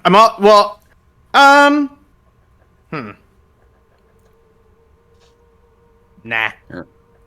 All out of juice. All right. Wait, did you add your Yep. brutal critical, or do you have brutal critical? I don't have brutal. I have savage attacks from half orc. Right. So I don't have brutal yet. Gotcha. But this is kind of like a free brutal. It will then use its legendary action to bite at you, Grask. 21 That's gonna hit. for 9 damage, which you'll have, of course. 4 damage. Yes. Okay. Aramil? So I guess quick logistical question: is he out of the water now, or did he like Yeah. one he hit came come up, bite? He came up, started biting, Okay. and then got hit by Grask and bit at Grask. All right. Aramil, like a gunslinger from the Wild West, will just conjure 2 psychic daggers and just. All right, fire him off. And we got advantage.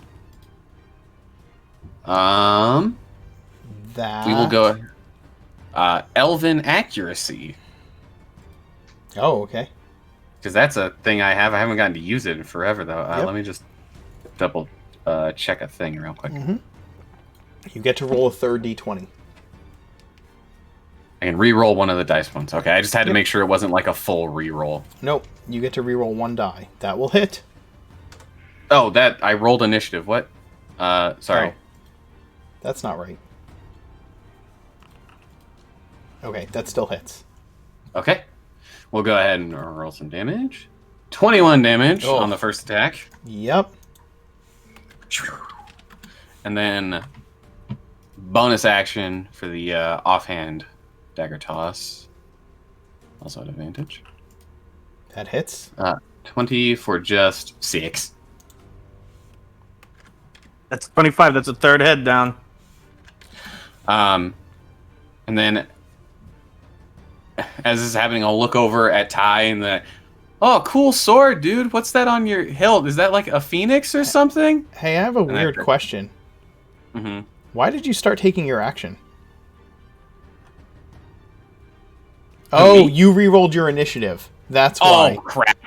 Yeah, so right. your initiative was after Grask, right? Yeah. So his was a 16. 5. Yeah, 16. That's fine. Okay, I was like, what is going on a second? And I was like, that's right. Okay, that's fine. Continue your role playing. I apologize for interrupting. Yeah, I'll look over and look at Ty's sword. It's like, is that like a phoenix on your hilt or something? Where'd you find that thing? And that'll be it. It's going to use a legendary action to bite at Ty before he can before he can respond. That's a 21 to hit Oh, Do it. for 7 damage. Ouch. Leo, I was trying to make a joke about Monday, but I think it fell pretty flat. I got it.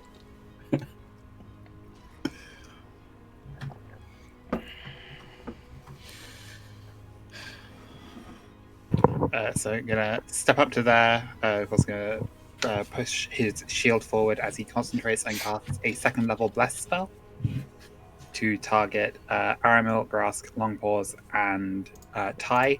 I can do that as a bonus action because it's an enchantment spell, so I can use my I forget the name of the feature. One sec. Voice of authority. Embodiment of the law. All right, Aramil, Grask, Longpaws, and Ty. I am the law.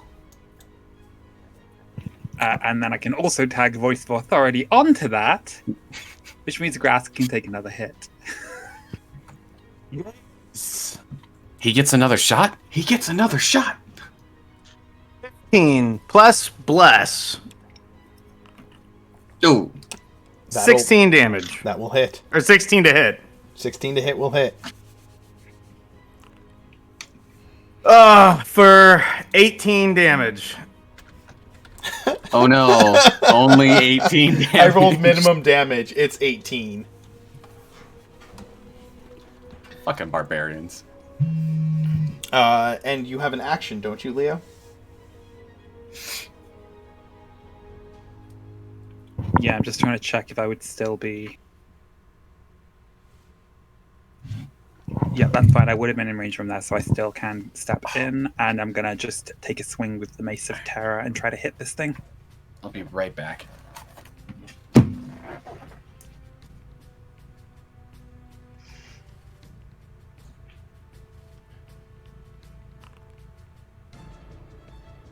Don't forget advantage.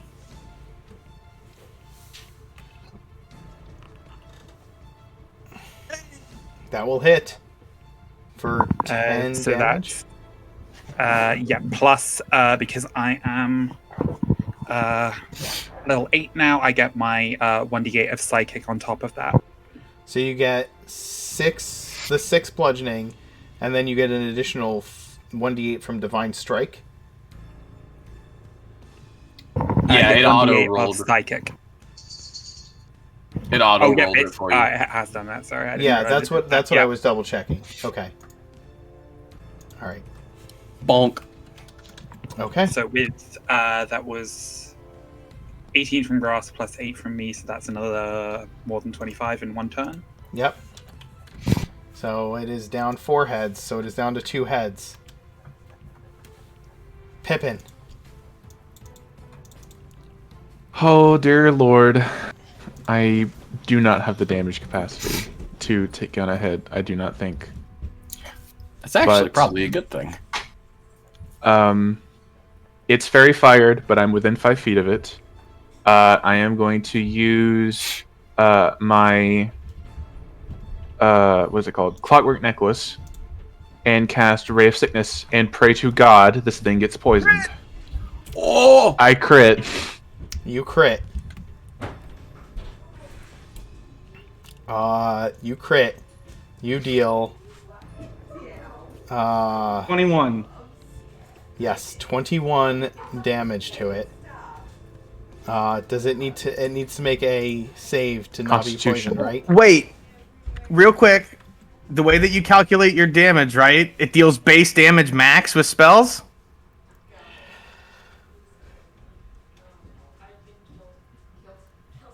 It's I an think- attack I roll, think- right? It's an attack roll. Yes. Yeah, it is. So then it would be an additional. So it'd be 5 It damage. would be an additional 8 damage. Okay. It's still alive. Putting it down another head, though. Yes. It is at -5 heads. I It has one stand head myself corrected. Did it make the con check? left. I'm sorry. I will do that now. Has to beat a 15. 16. It failed. Oh! It's poisoned. Okay.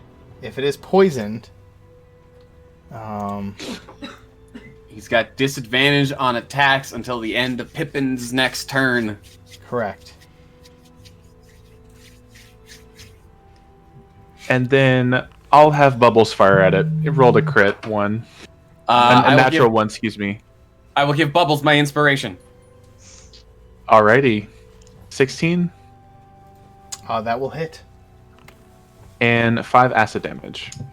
Go Bubbles. Okay. I gotta go grab food.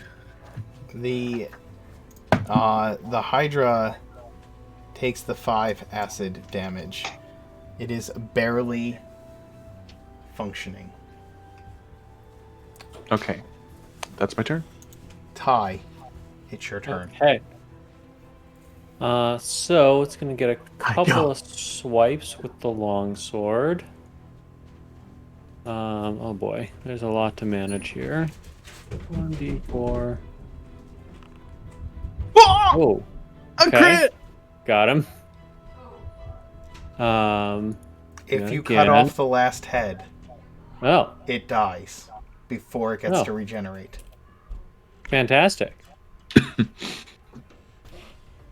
Both of those hit. Yeah. So slice him up. And if he's dead, then I won't grant anyone else an attack.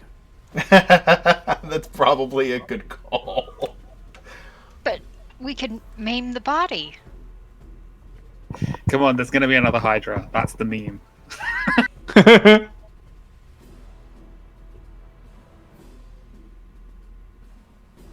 Wow. The damage Hey, is where That's great. Thanks for your help, guys. What I did wonder you? where the tree is. Did you? I think I don't think the damage went through, but I don't think it matters. Oh yeah, you just said I cut the last head off. So Oh. I'm sorry. I said if you cut the last head off, it would die. if I cut the last head Yeah, off, but I'm pretty sure that you're gonna. That's 12.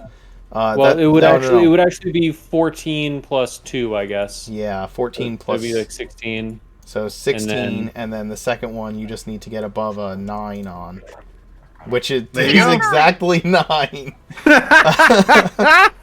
Severing the last head. Yes, the creature falls back into the water, and does not continue to move. Sinky boy. It was awesome. That was a little bit more like in the children's books. Is everybody okay? We should probably take some time. I can cast a prayer of healing. That is, unless there's another one of these things lurking around somewhere. I'm Leo going to says search that, water and the for- roar from the night before plows through the ruins of this temple. It doesn't sound nearby, does it? Oh, it sounds so nearby. Huh. One of the things you're wondering is, how did these hydras fit through these tiny doors? Or maybe they're stuck in here because they can't fit through these tiny doors.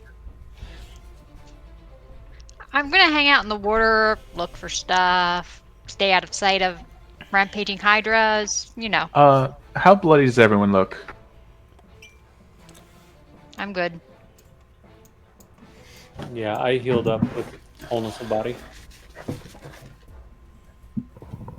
Yeah, I'm still at full. Is it just Grask that's hurt?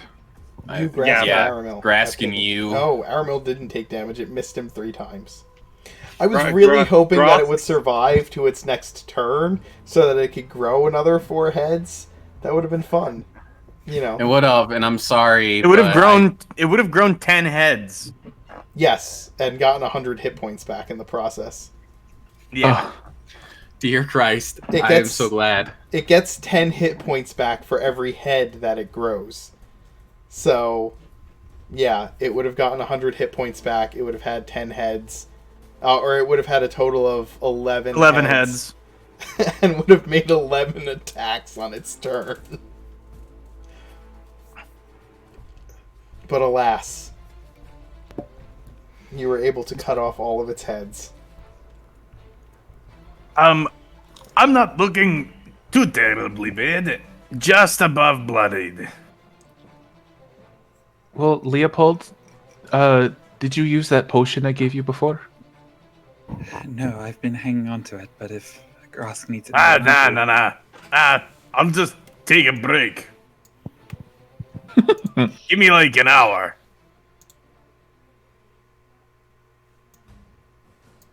Oh, it must be pretty serious then, for Grass to ask for an hour. He wants a nap. Tie. I'll peek through the doors, but I will show a little bit of restraint this time, and I won't walk through Sure. until everyone's ready. Okay, you peek through this door. I'll put you over there, Ty. This is the door you're peeking through, and you see a gargantuan hydra sitting directly where the tree of Nadara should be standing in this shrine. It is Okay. coiled there. This one is much bigger. The scales look as though they are made they shine like with a metallic, Like almost- steel. yes. Okay, I'll back away slowly.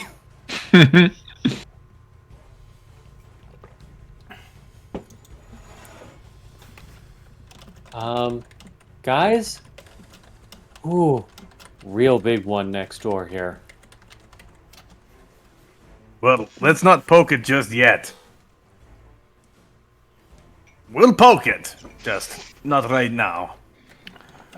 Bigger than that one? And then I'll point to the one we just mercilessly murdered in its own home. Ooh, yeah, I think a lot bigger.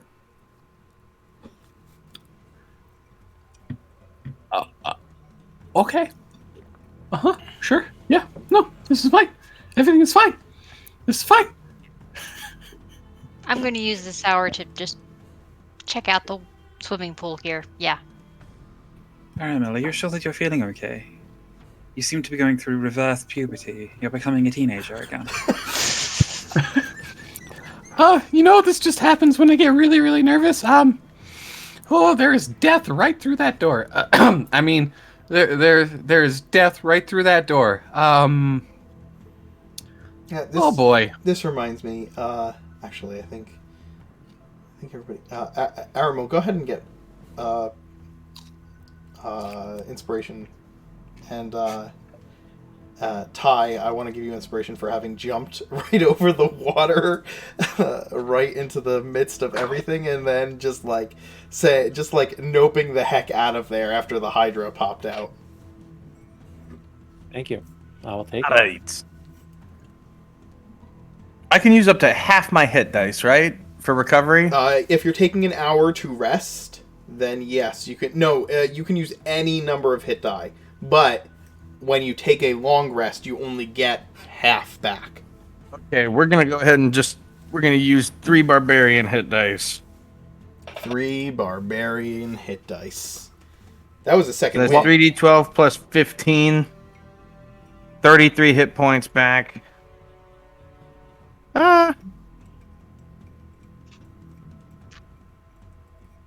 I'll do one more.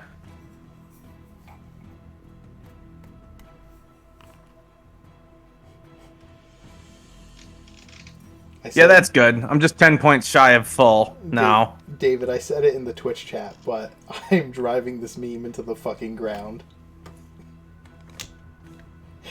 30 Hydras. What meme? So, a little bit of backstory about this place called Oakhold. In the What Lies Ahead game, or What Lies Beyond game that we played in, that took place like 2,000 years in the past, our characters went to a little elven outpost on the outskirts of the ancient forest.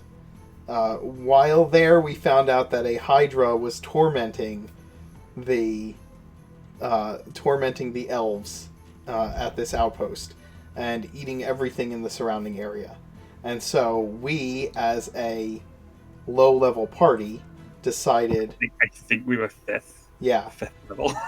We were like, we're going to take on this Hydra to prove ourselves as helpful to the elves so that they allow us entrance into their home, into their major city in the midst of the elven forest.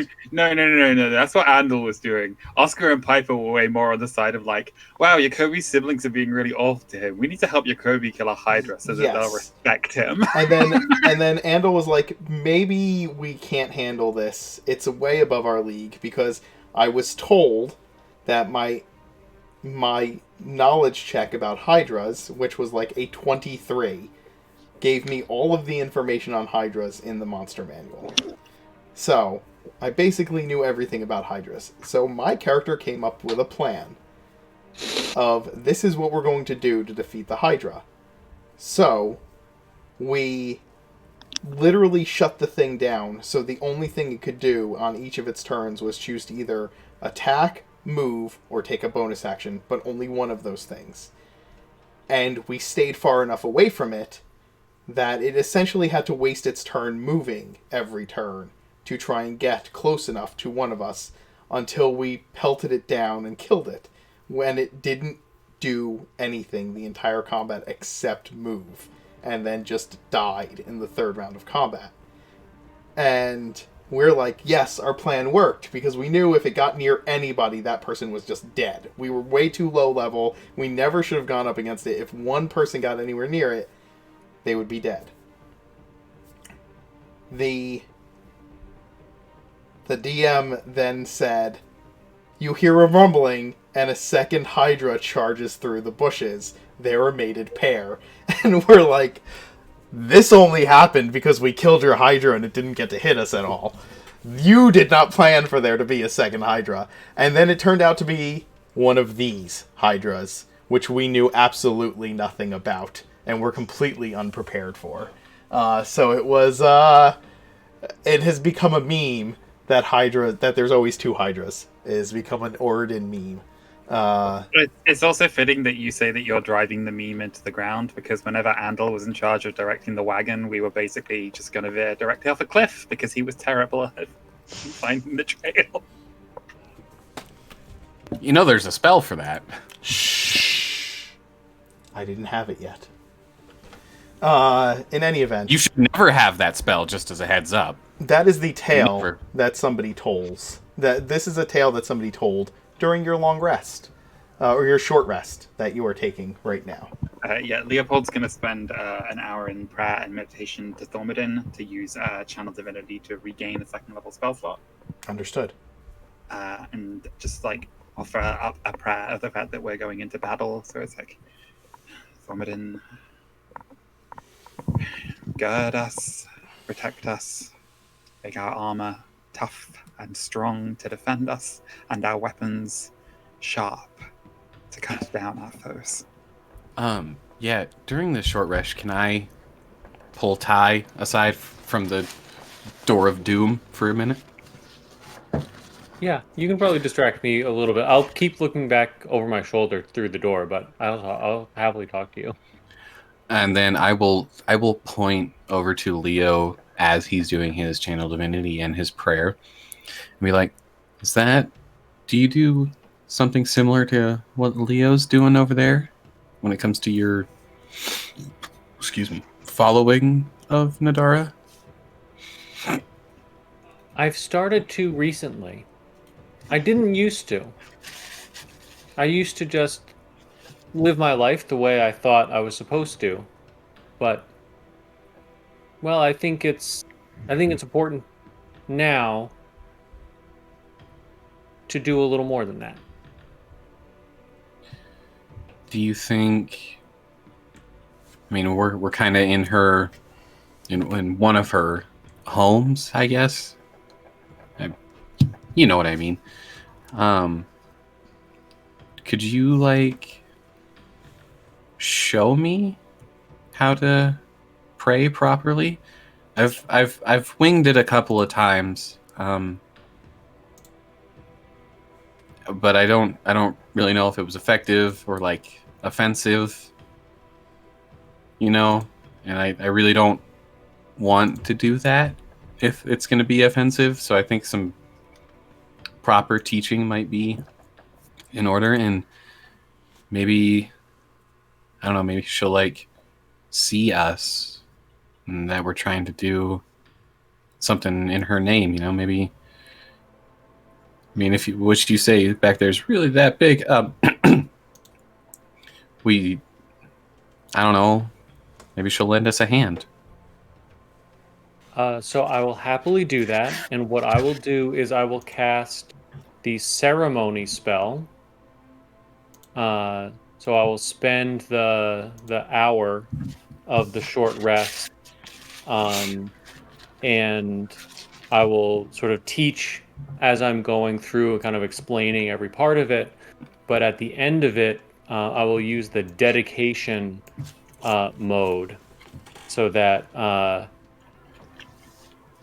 one humanoid who wishes to be dedicated to Nadara's service for the next 24 hours, whenever they make a saving throw, they can roll a d4 and add the number rolled to the save. Ooh. Nice. Cool. That is so cool. Just baptizing Aramil in a pond full of Hydra blood.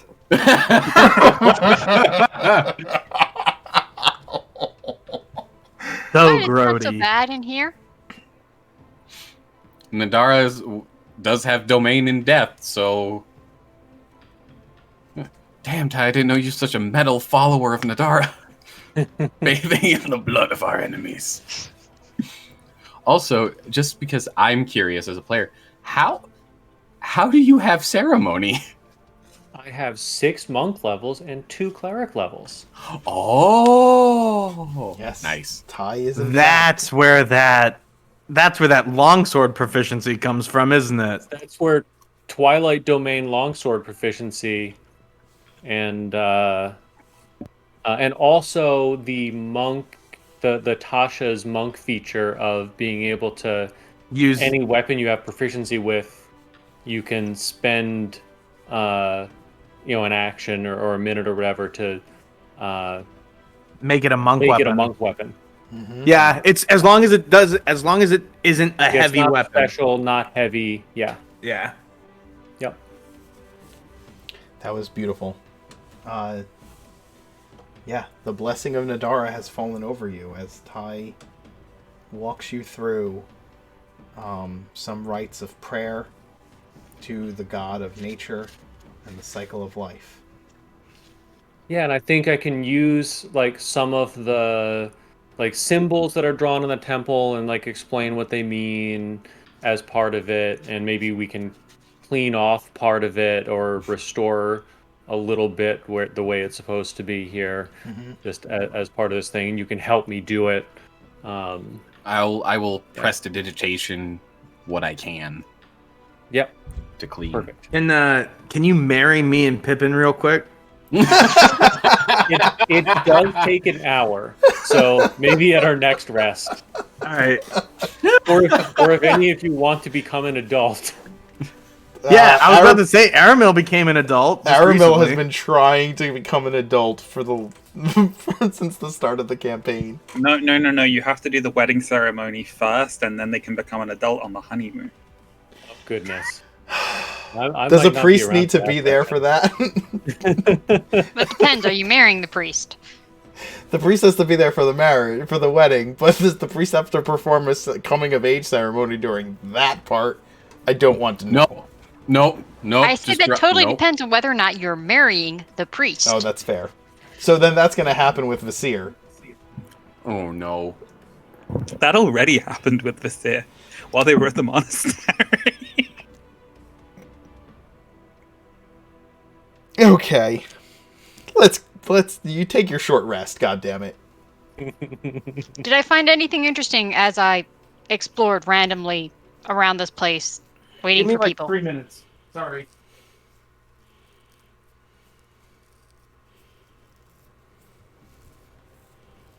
Doesn't have to be useful, just interesting. Pretty rocks. A flower growing in a weird place. Yeah. A cat crawled into a ceiling corner. Something. Definitely a cat crawled into a ceiling corner. No, that would have been eaten by the Hydra. Yeah. There are there are lots of interesting little things about this place as you are taking some time to rest and you are searching through it. The water is very murky, and there's not much to find in there, but slime, I'm sure. Plenty of slime. Plenty of algae and slime. But give me an investigation roll. That was a pitiful investigation roll. Um, Apparently I got too much slime in my eyes. You've seen and spoken to Aramil about the tree of Nadara that is usually in the central shrine of the place. And while you are looking around, you swim around a little while and then you come out and are looking around. And while you're looking around, you find a tiny sapling of a white tree that has 3 leaves. Well, it has a bud on one little branch, a green leaf on another, a brown brittle leaf on a third, and a bare branch on the fourth, growing out of this tiny little white sapling that is hidden in the shade of this portion of the temple. Almost like maybe a seed got blown here years ago, and it only just took a little tiny bit of root in this one spot. It looks like it's growing out of it looks like it's just growing out of a patch of weeds that is not that is stifled by the brick in this area, and it is Kind of like growing up through the sidewalk kind of thing. Yeah, the roots of it are laying a little bit on top of one of the tiles of floor here, almost like they are reaching across the tiles trying to get to the water. Hmm.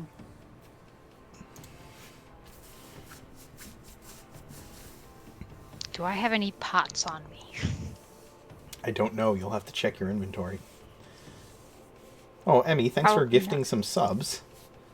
I think that puts us at 6 towards another set of dice. Oh, you wanted Cat. to be at 40. You're keeping better count than I am, then.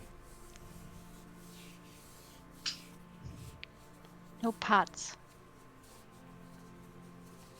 I'll just have to tell the lovers, the extra tree lovers. I found a bonsai. Aramel, I'll come take a I look. found a bonsai. Come see. Okay. Oh, that goes in the next room, but there's a Hydra in the way right now. Shouldn't there be a bigger one? Well, This is like a baby one. it'll be bigger eventually. Yeah, what? Do you think did the original one die or something? Well, it's not there right now. I mean, we did see those hydras tearing through the forest. Something tells me they don't really care about the trees, even if they are goddess trees. Excuse me. So we can't keep the baby tree? Aramil went from re-hitting puberty and having that really, really high-pitched voice to saying "excuse me" in the deepest voice I've ever heard him speak in.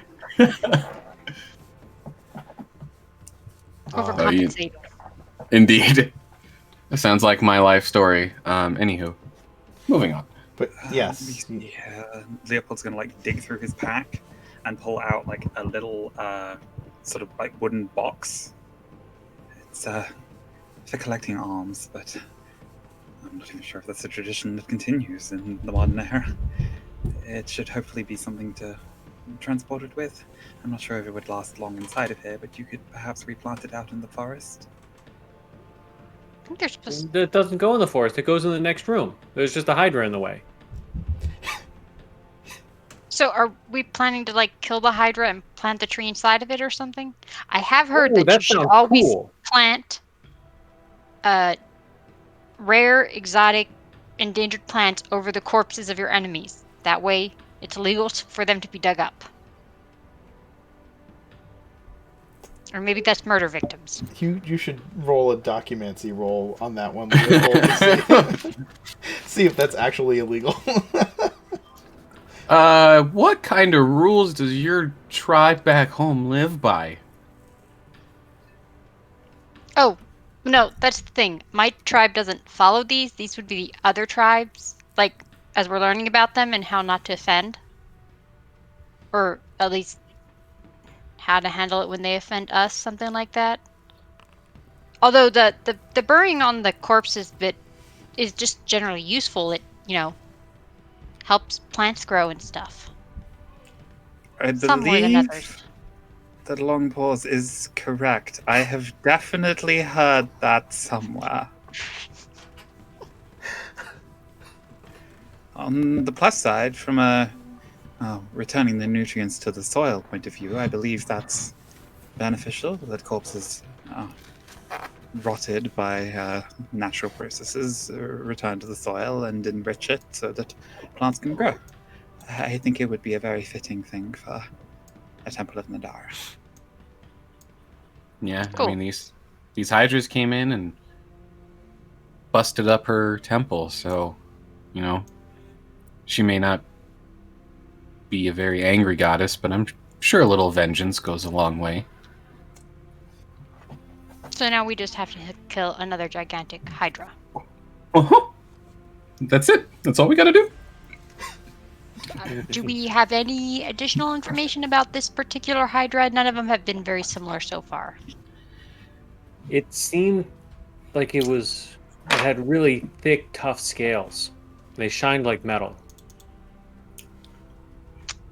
Yeah, that doesn't sound good. Pippin, Is it you know anything dark in about? that room or anything?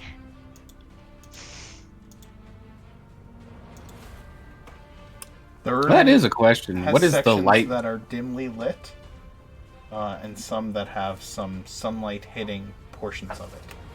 It is darker than what appears on the screen, but it is not dark. It is still dimly lit. It is daytime, and enough light filters through the trees to make it shady and shadowy, but not So pitch not black. the bottom of the deep dark rainforest dark.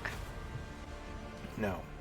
Especially here, because there is this opening, this like circular opening, like more light filters through here than you've seen in the other parts of this place.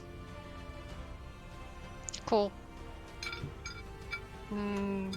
Did you see any nice walls to stand behind or anything when you stuck your head in there, Ty? There are some low walls that you could use for cover to duck behind. There are some pillars. There is some plant growth.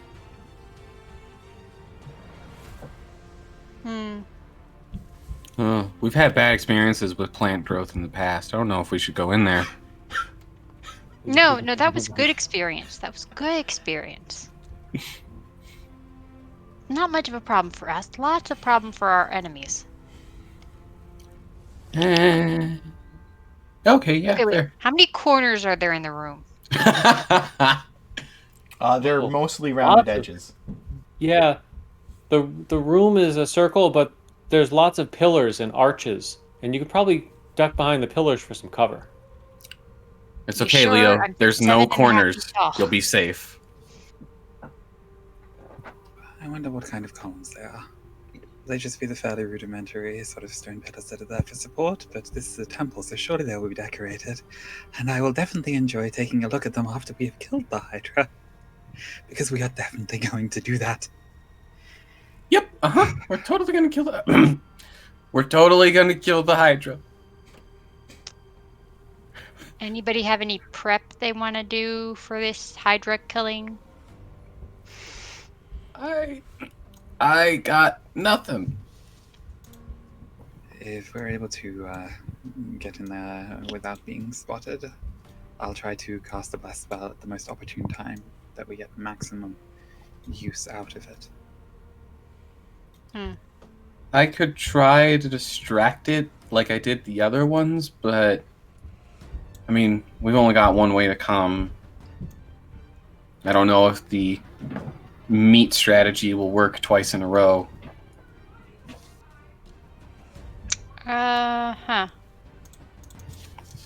From the previous Hydras, I assume we've noticed that they can have heads pointed all different directions, no problem, right? Mm-hmm. And this one Okay. was curled up as if it was sleeping, but there was still one head looking around Ty. Okay. Oh, that sounds so friendly. Yeah, we only got one way in. Okay. Well, you know It's what? gonna see us. Just as a precaution, having seen what happened to poor Grask last time, Wait, I'm gonna hand over a couple of potions to him. Like 3 of the regular healing potions that I've been toting around. Okay. So the general consensus is we're gonna fight this thing, right? Oh, we're fighting it. We're just figuring out how. Alright. Then Right. I'll make sure Grass rages before going in to fight it. Wait. I have an idea. Like rage and charge. Yeah. Do we have a rough estimate of how far it'll be based on what Ty scouted? Is it within range that we could, like, theoretically charge? I think the You know what? Let me change this really quick for the map because I think I still have the lighting on. So I apologize. Because you should be able to see in here. I'm not supposed to be floating in a black void? No. Oh, Well, yes. but I'm actually on the map. Yes, but no.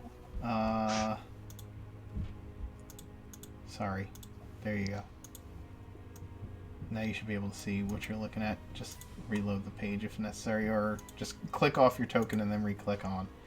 Nope, that didn't do it. Hold on. There you go. Now you can all see the room. I do not own a token with vision in this scene. I have a token, but no vision. You should now. Oh god, she's gone blind. Apparently, I dislike the light.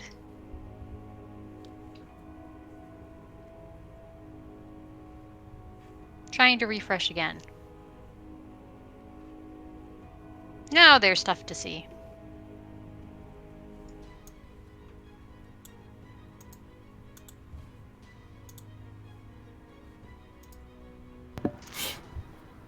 Well, you tell me when you enter the room. Wait, I have an idea before we go in. I might be able to buy us a little bit of space with my illusion again if I just make it like an illusion of darkness. He might not see through it. Doesn't work that way. Oh, dang.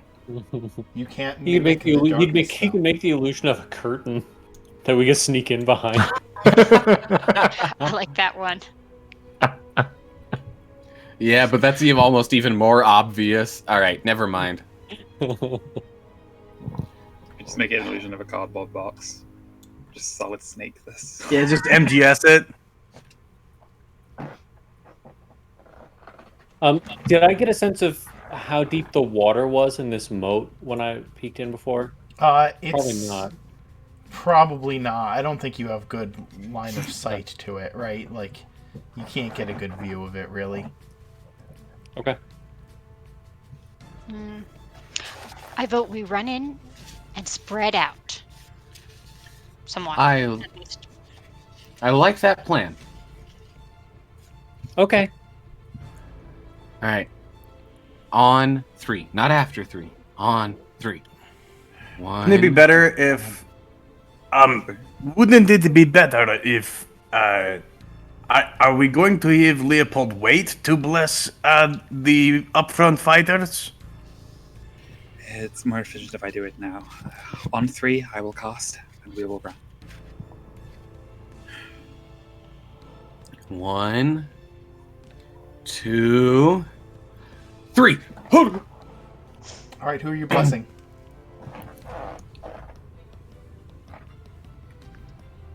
So I'm using a second level slot, same combo as before. Ty, Grask, Aramil, and Longpaws.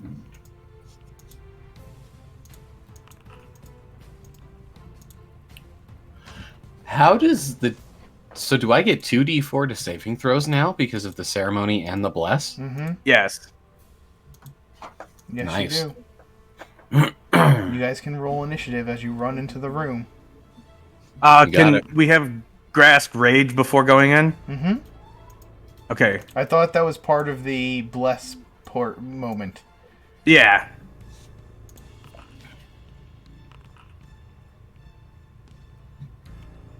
Ooh. Long pause is apparently not used to group actions, That makes sense. being something of a loner. Okay. Oh. Ty, you are the first. As you have been peeking into the room, you are the first to make your way and launch the assault on this Hydra. It's Okay. as you all run in and Grask rages, Leopold casting bless upon everyone, all of the Hydra's heads suddenly come up and peer in the direction of the doorway. You rush forward. Okay. So I will call on the magic of my Eldritch Maul tattoo, and you can see the bird talon tattoos that go down over my hands kind of spring to a life of their own and extend beyond my reach.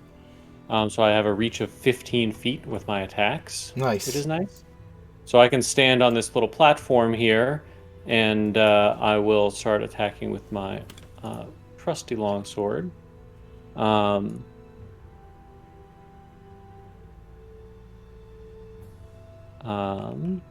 Ooh, that is not. I will use my Inspiration.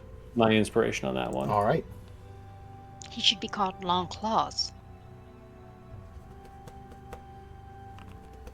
Okay. That is a nice. much different roll. That is a much different roll. And the second attack. Oh, yeah, not gonna do it. No, the first attack. The first attack will hit. The second attack will miss as your Eldritch Claw tattoos extend out your blow into the Hydra. God, that's terrible. It's 6 damage, but I will spend a key point and stunning strike. Okay. This is the DC 14 con save. How did you get your Foundry to auto roll to bless for you? I just typed it in. Oh, It's a con save, correct? Yeah, DC 14. It succeeds. Okay. Then I will finish my movement back here. Okay. As you, and I you will. have mobile. I took the attack action. I will let Long Paws make an attack as a. She can use your reaction to make an attack. Okay. You make a bow attack. I have help. See? He's insisting on helping. Yes, we see all the fur. that's Mare in the form of. This Kitty. is the tiny version. Probably. All right. We will stick our head around the corner and shoot at this thing and hope for the best. And we do nothing. Yeah, Ooh. the bow shot Apparently, flies Kitty wide. is not helping today. Aramil, you're the next fastest in the party right now. Oh boy. This thing is scary Here we go. and big. This is the biggest creature you've ever seen. I'm pretty sure this is even bigger than the demon you fought. It is. It is because is it gargantuan like It is on? gargantuan. Yeah, the Garistro's not that big. Oh, okay. We are gonna go 15 feet there, next to Ty. Maybe like, I'm just gonna give him like a quick pat on the shoulder and be like, "For Nadara, buddy." Yeah, this 15 thing. feet there.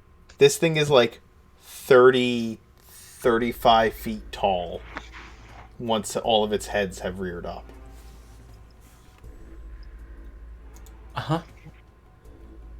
This is not Aramil getting scared. This is Gage getting scared. I will bonus action dash into the shrubbery over here. And Did you oh wait. you bonus action dashed into the shrubbery? Right? No, I should. I'm going to bonus action Bardic Inspiration. Okay. And I'm going to give it to... I'm going to give it to Ty. And in Ty's head, you see this image flash in your mind of the tree weef, that little sapling we just found, growing in like a time-lapse growth until it's like the biggest tree you've ever seen and just grows out across the ancient forest. And you have a Bardic Inspiration, so you can add a d6 to an attack, save, or ability check. Thank you. And that's my turn. Did you take an action? I will hold my attack until somebody gets into melee range. Okay, understood. When you do With that, him. you get a single attack, but that's fine. You usually do. Yeah. Leo. Well, and I already used my bonus action anyway. You did. It's your action, Leo. Leo's gonna duck out into the doorway, just line up this huge monster with all of its heads, and just sort of look across the grass and be like, "I will try to light it up for you." Gonna tap the Clockwork Amulet as I cast Guiding Bolt. So that will be a 17 to hit on a Guiding Bolt. That will hit.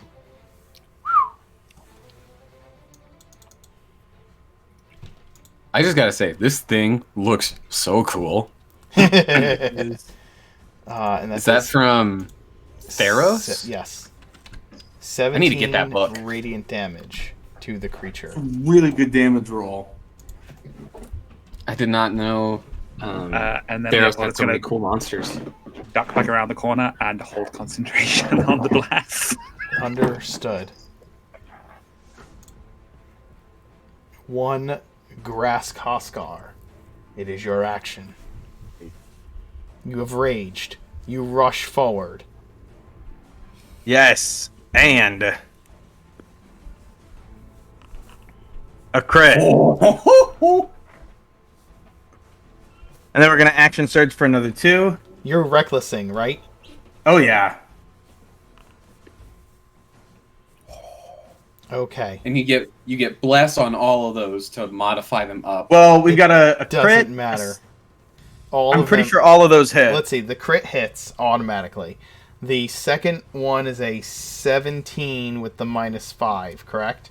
Yep, Okay. and that's the lowest I got. Yes. Okay. Then all of them hit. All right. Holy fuck. So that's actually a 15. 15 plus 16, is that correct? Yep. So it'll be Plus, actually plus 15 plus 16, plus 12. which is 31 plus 12 Ooh. is 43 on the And first then hit. this 51 plus another 1 second. Yep, another 5. No, another 2. Okay. So that's 10 radiant. That's 10 divine fury damage. Yes. Okay. So that's the first hit. Oh, bonus action, a 5th attack From. Great from Weapon Master. Great Weapon 'cause of crit. Master when you crit. Oh, yes. Okay. So why not? Yeah, go ahead. Roll to hit with that. That Ooh. is going to be a 12. Can bless save it? No, think is the Bless question. can't save it, so don't even bother rolling. But you said but didn't you say a 16 hit? No, it's 17. No, a 17 hit. Oh. You rolled a 17. The 22 minus 5. is Oh, gonna be but a I've got my. 17. Hold up a sec, because I got precise strike back. You get that back on a short rest, even when it's a, Yep. from the feet. It's Yep. okay. All right, so then roll the d4 and the precise and the d6 if you want. Wait, I thought it was your fighting style. For fighter. That is my fighting style. Yep, shorter long rest. Yep. Okay, so you're up to a 16. So that will still miss. Oh, buddy. All right, so go ahead and But roll your that's- other 3 is that- attacks. Your the Oh, damage okay. for your other 3 attacks. All right. That's 6. 18. Nope. 27. And 21. Okay. Is that 100 points of damage on the first round of combat? Yes. Jesus. Pretty sure he did that before. Grask, Uh-oh. you hit the creature 4 times. As you strike it, acid begins to spray from its body with each blow. Oh. Is there a range for that? Because it's a reach weapon. I know.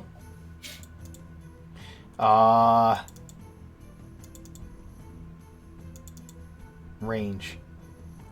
Yes. None of it hits you, but it is showering into the pool of water below.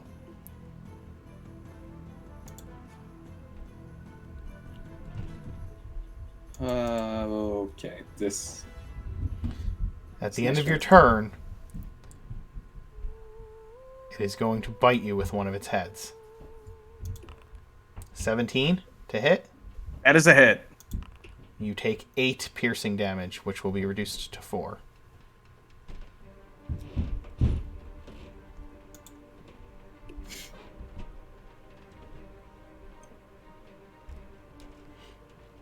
Pippin, it is your action. Okay. Do you have anything else you're doing, Grass? I'm pretty sure that's all I got. Yeah, I think so. So, Pippin, it is your action.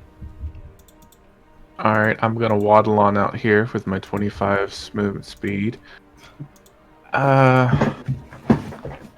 If it bleeds acid, it's probably resistant or immune to acid. So I'm going to Ray of Sickness again. The Ray of The Sickness 15. bounces off of its scales. Okay. Do you think it's worth it giving my inspiration? No. Okay. The Hydra moves forward into the water. It's going to actually just kind of step onto these platforms here and climb so that it is here. Would it have had to leave my threatened space for that? No, it's just gonna go. It's just gonna go straight over here, like this. Got it. Yeah. Not that far. Stop it. moving larger creatures on Foundry with the ruler tool is actually like really annoying. You have to just kind of drag it where you want it. Let's see. It lost a single head, so it will have grown another head. So it is at 6 heads now, and it heals some of the damage.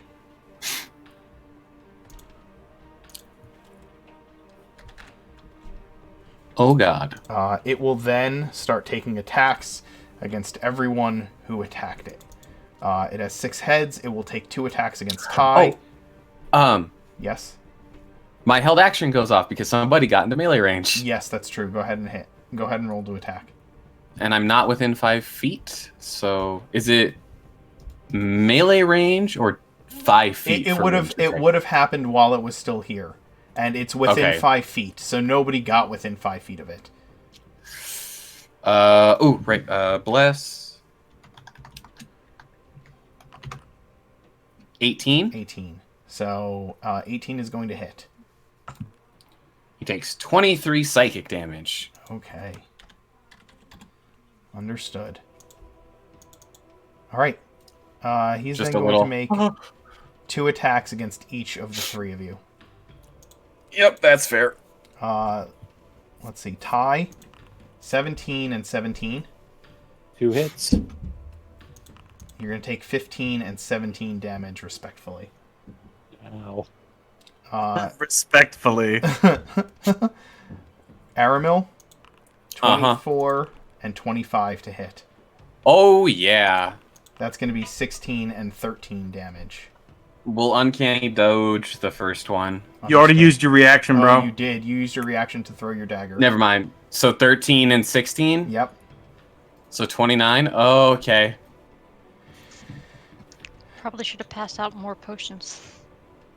Youch. Grask, 19 and 29 to hit. Hit. 2 hits. 12 and 11 each. So you're going to take 6 and 5 from each of those.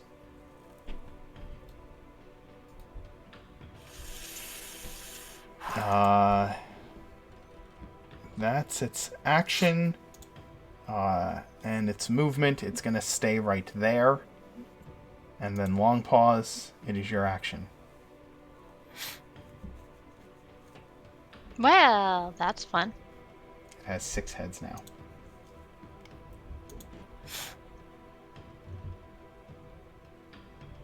Grask, you did so much damage. That's so ridiculous.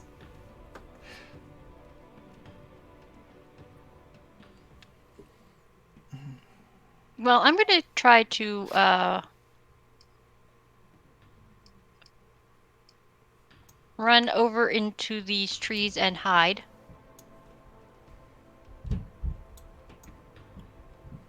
I can do that? Yes? Mm-hmm. Give me a stealth roll. Let's see if it's going to be nice to me or if it's still mad at me about something. It is still fairly mad at me. Grumpy thing. Don't forget you've got bless. Doesn't work on ability checks. It doesn't. Nope. It's Oh! attack rolls and... Sorry, I thought it was an attack roll. My Yeah, bad. It's attack rolls and saving throws.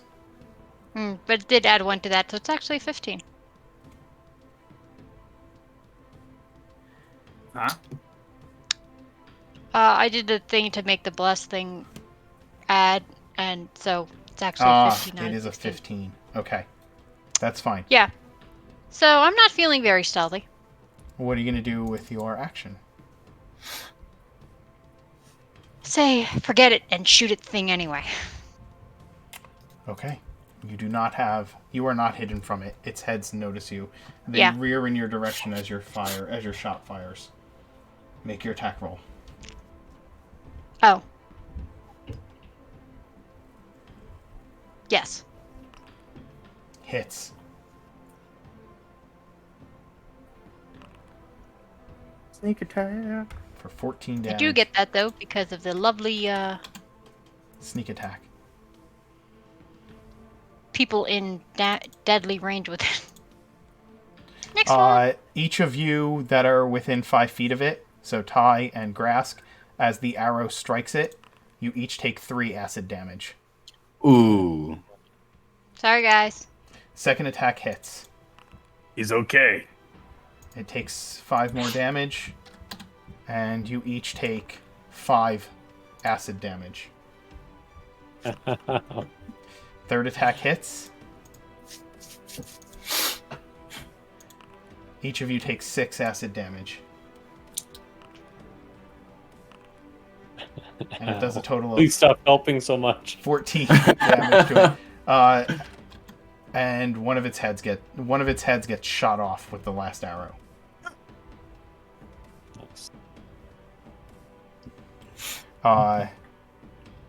Any other actions, Long Pause? I guess that's your 3 attacks plus. Okay, as a Bonus and movement.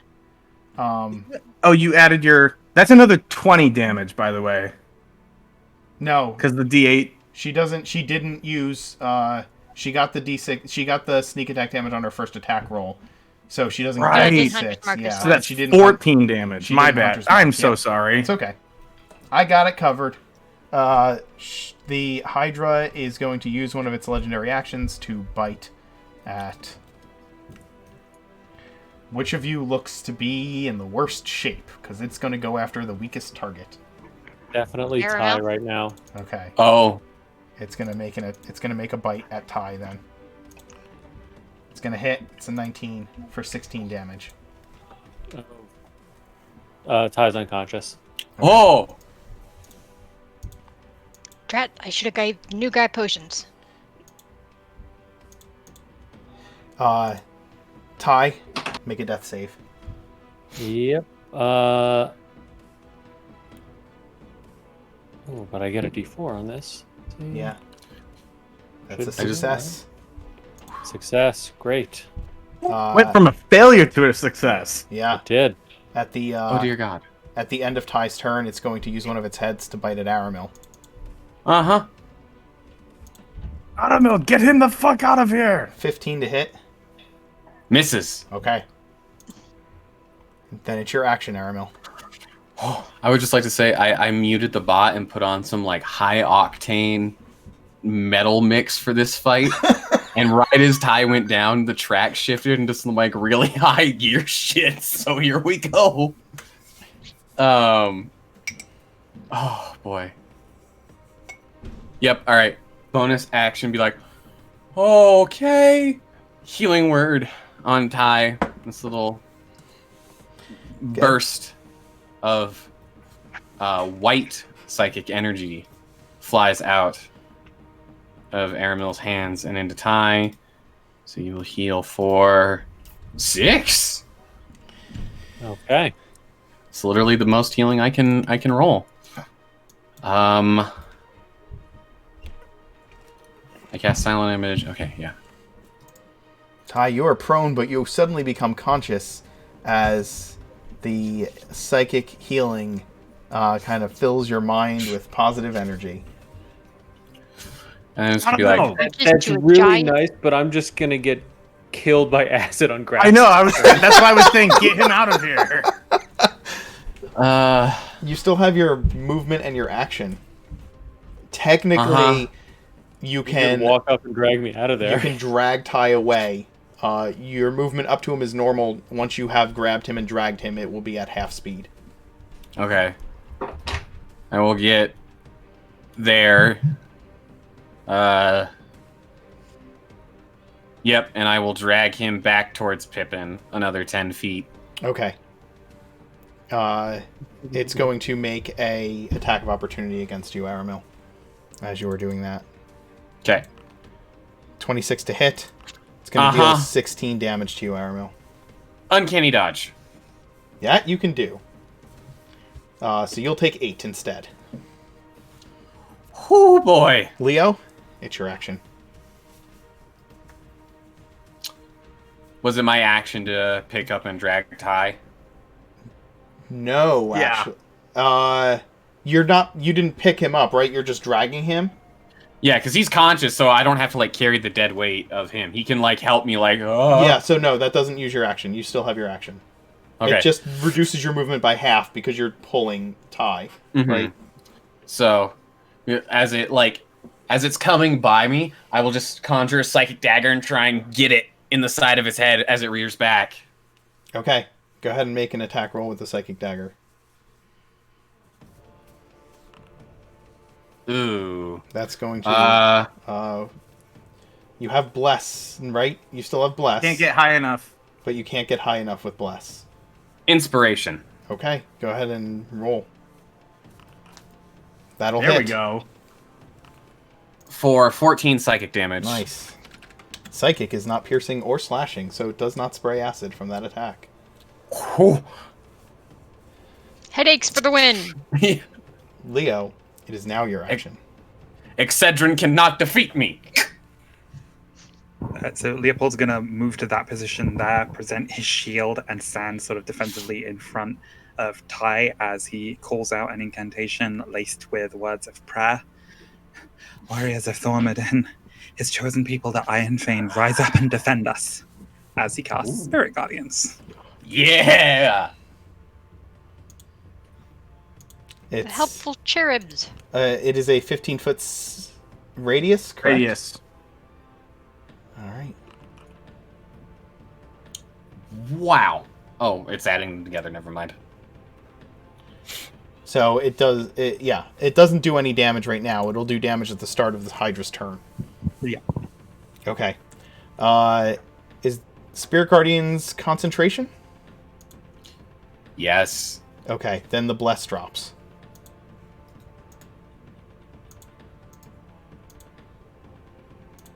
Oh, wait. It just says up to 10 minutes. Oh, requires concentration. Yeah. Yes. Foundry lays out things weird. Yes. Okay. Bless drops. Leo, immediately after your turn, it is going to use a legendary action to bite at you with one of its heads. 17? That misses. Okay. Plate mail. Any other actions, Leo? No, for the moment, just again trying to stand as defensively as possible and keep concentration up on the Spirit Guardians. Okay. Spirit Guardians is an action to cast, correct? So. Yeah. Okay, that's what I thought. All right, Grask, it's your action. This thing has 5 heads right now. I'm going to shove Leo in this direction. Okay. Wait, Won't that knock him out of the Spirit Guardians? Bear with me for a second. Because I don't want... Because when I swing at this thing, I don't want Leo to get bathed in acid. He won't. Yeah, he will. Yeah, he will. He will. If you push Leo out of the way, the Iron Scale Hydra will be outside of the radius of his Spirit Guardians, I believe. Actually, it may not. That doesn't quite make sense. If he's got a 50 No, foot let radius, me and it's move only... it. If you move it this way, yes, but if you move him that way, push him that it will way. not. Okay, Leo, Because I will can you push allow up to yourself be 5. I shoved? can push him up to 10 feet. So I'm just gonna push him back 5 feet and then slam into this thing. Okay. Leo, do you allow yourself to be shoved? I'm assuming you do. Yeah, a little bit surprised because Grass just raging and charging and basically football tackling, and it was just a little bit like, but And then Grask, you have one more attack with your attack action. We think he's turned on us. It's like, oh no! Oh wait, That's a 12 to hit as of right now. Yeah. It's gonna miss. Oh boy. Any bonus actions in your bag over there? Pippin. Yeah, I do, but it's like it's just second wind. Oh. Pippin, it's your action. That's okay though. I'm still gonna roll it. Hey, 11. All right.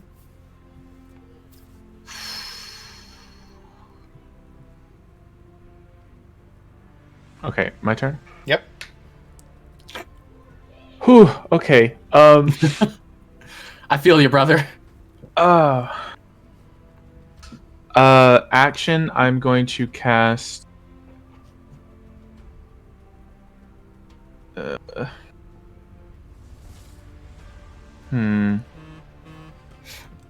Action. I'm going to cast Flaming Spear. Right. Between all the heads. Here. Sorry, Grask. All right. That's fine. It's going to make a dexterity save. It has to be to 16, so it passes. No, I rolled. That's me. It is going to save. Oh, and take you don't half have damage. to. He Yeah, I doesn't- do. Yeah, no, you don't have to until the start of your turn. Until the end of your turn. If you end your turn next to the sphere, you will have to make the roll. But he's slamming the sphere into the Hydra. Oh, so got it, has okay. to make its roll. Okay? So it is going to succeed on that. And take the... it would take 15. It will take 7. Okay, and I'm going to tell Bubbles to run over here and try to distract it by using the help action. Understood.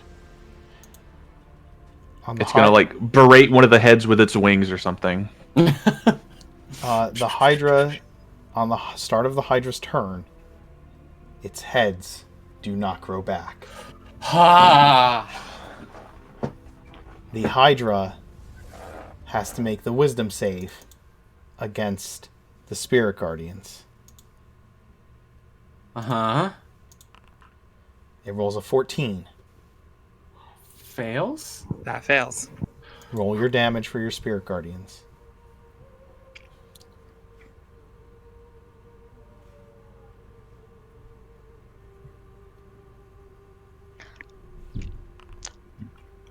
So it's 10 points of Oh. radiant damage.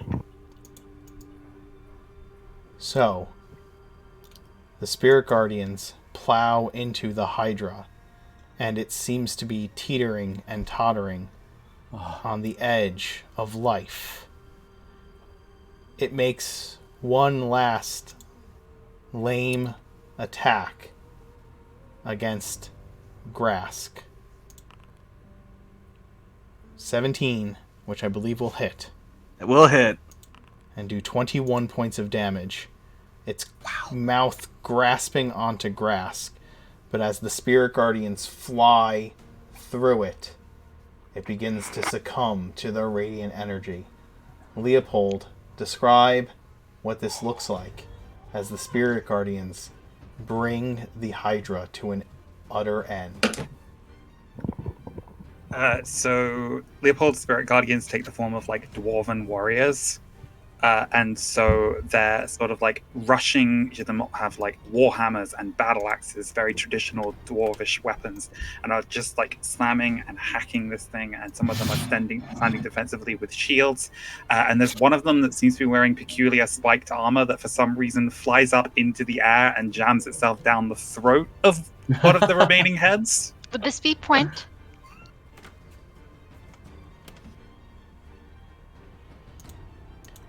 The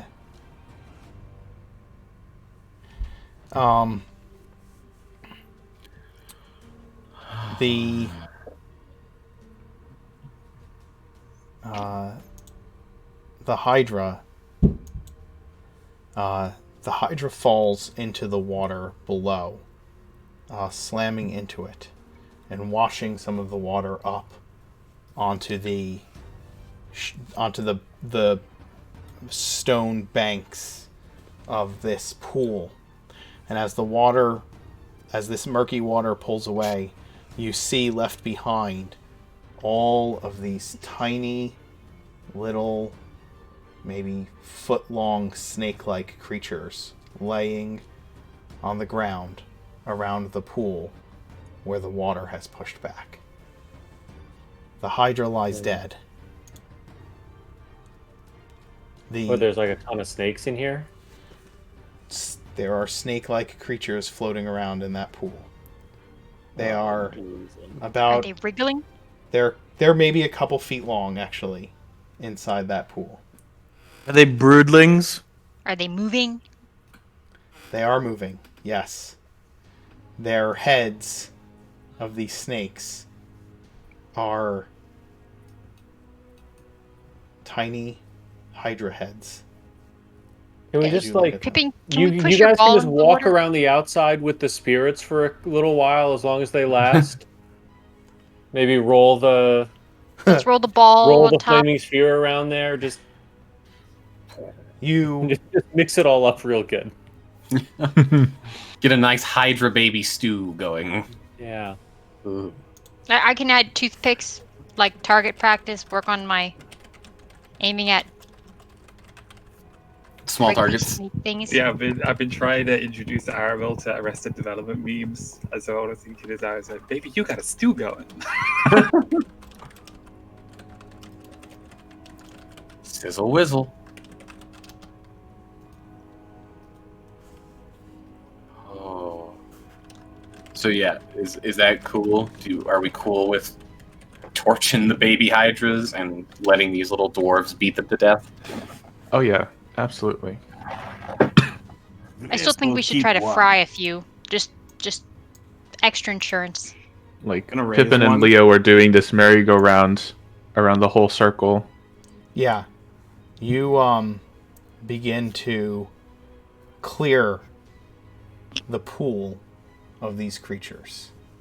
Trying to rid the water, the shrine proper, where the tree should be planted, of what is left of these hydras. You can see in the water as you do so. You can see like down in the bottom of the water as you're starting to get rid of some of these baby hydras. You can see broken eggs down in the bottom of the water.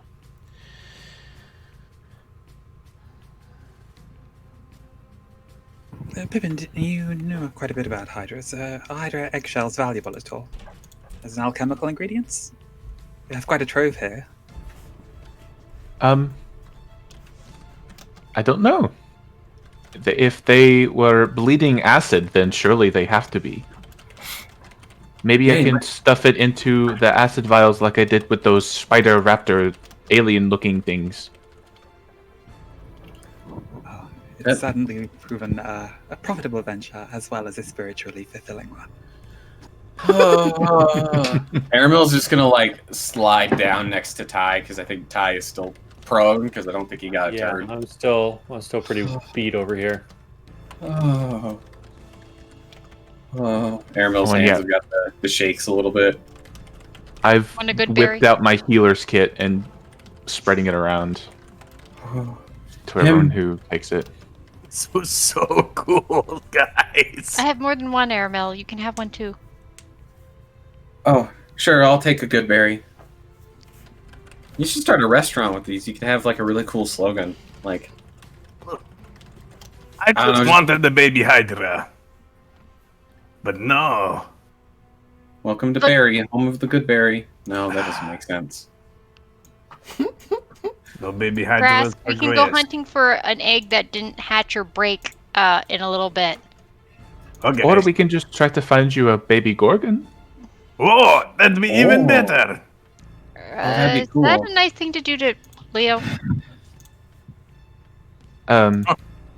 You know, I've always thought about the irony of the situation that Leo and the Flying Gorgon came to us in a pair. Yeah. It's kind of. That is weird. I'm not entirely sure I follow you. What about the situation has anything to do with iron? A Gorgon has the ability to petrify things as well.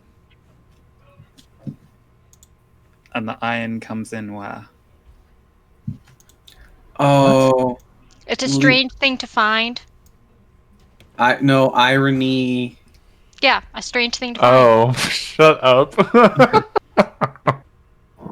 Is this more of this newfangled slang, Aramil?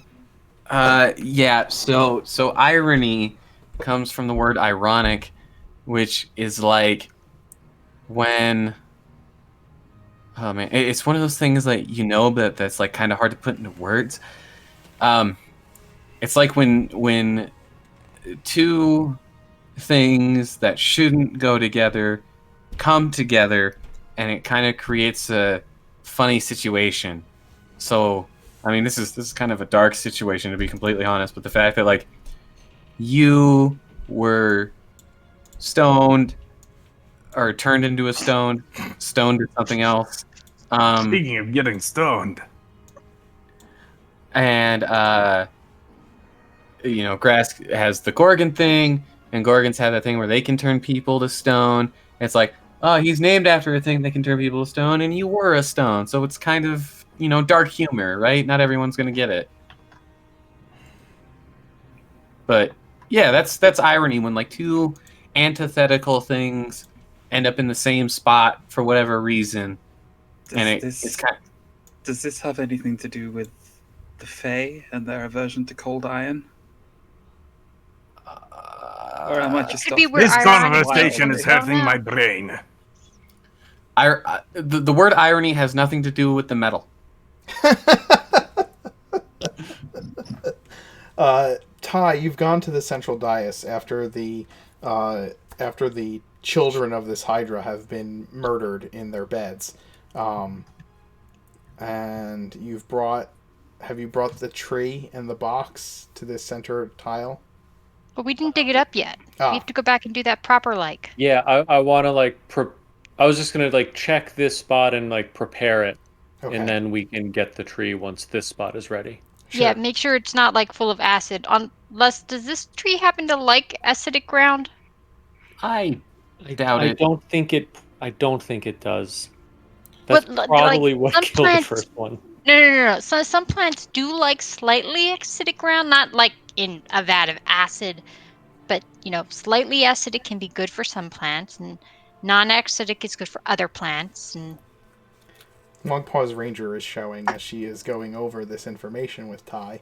And that's why you use different types of fertilizer and stuff, get you different results. but More acidic, less acidic, more of this nutrient, less of that nutrient. I had the idea before this Hydra started spitting acid that maybe if we chopped off one of the heads, we could use one of the heads like a flower pot. But that seems like a really bad idea now. Well, typically, Well, if you I'll do just take a something look at the poetic ground enough, here. What's that, Ty? I'll take a look at the ground here. Is there like remains of the other tree, like a stump or roots or? Yeah, yeah. The broken up parts of this tile here, it's clear that like there are tree roots kind of growing out of it that look like they have been gnawed away, or ruined or destroyed in some way. But you can see that even as you look in the pool of water, you could see that there are dried roots that are kind of hanging off the edge of this dais or clinging to the sides of this dais, or dais. Huh. If you can plant the tree solidly atop this place, then it seems that eventually the root structure would grow in between these tiles and then down around the dais into the water itself. The water may need to be cleansed in some way. Because Yeah, I was gonna right ask now, That. for Pippin to do a pool test on it and make sure it's not like like poisonous. I carry the tiny little strips on my person at all times. Yeah, has this been Miss Papers? over-chlorinated by hydras? Ty, So it might have to wait till the morning and I get spell slots back, but I can purify food and drink and purify the water, and I can use ceremony to consecrate the temple again. okay.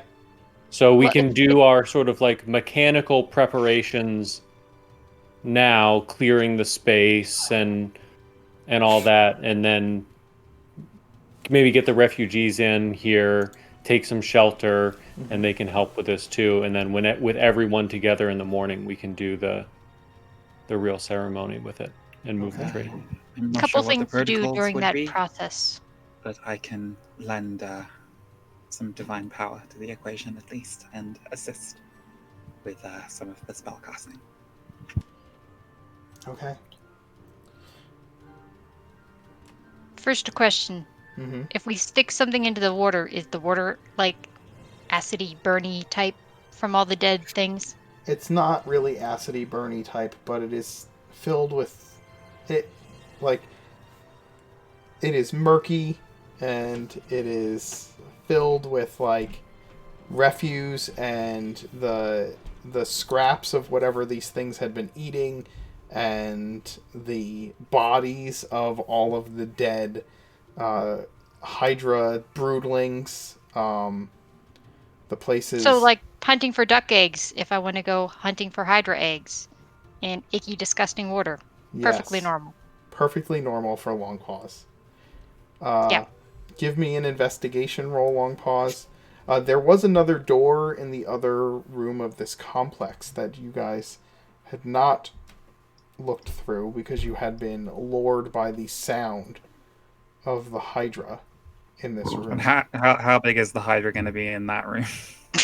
There are two Apparently I can't iron investigate scale anything today. Hydras in the next Oh God! This is just the temple of Matryoshka Hydras. Except with a Matryoshka reverse. doll, the next one is smaller. These ones have been getting bigger and bigger and bigger. Well, we started These- at the center. Yeah, they were Yeah. outside of each other. You've been putting them back in. Get back in the temple, damn it! I apparently can't hunt for things today. Oh, well. man. Yeah.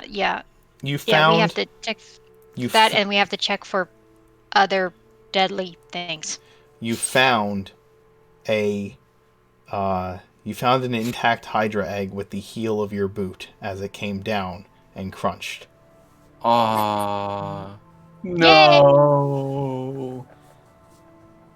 When you lift your boot to look, you're like, "Yep, that one had something inside it." Guess I can't make a Pasanki egg out of you. How far along developed was the embryo, and are we willing to spend a diamond for me to cast Revivify on a baby? Good God, you don't have the medical equipment to keep it alive outside of the egg. Yeah, no, it's gone. No Pasanki egg for me. No Hydra Pasanki egg. Phooey.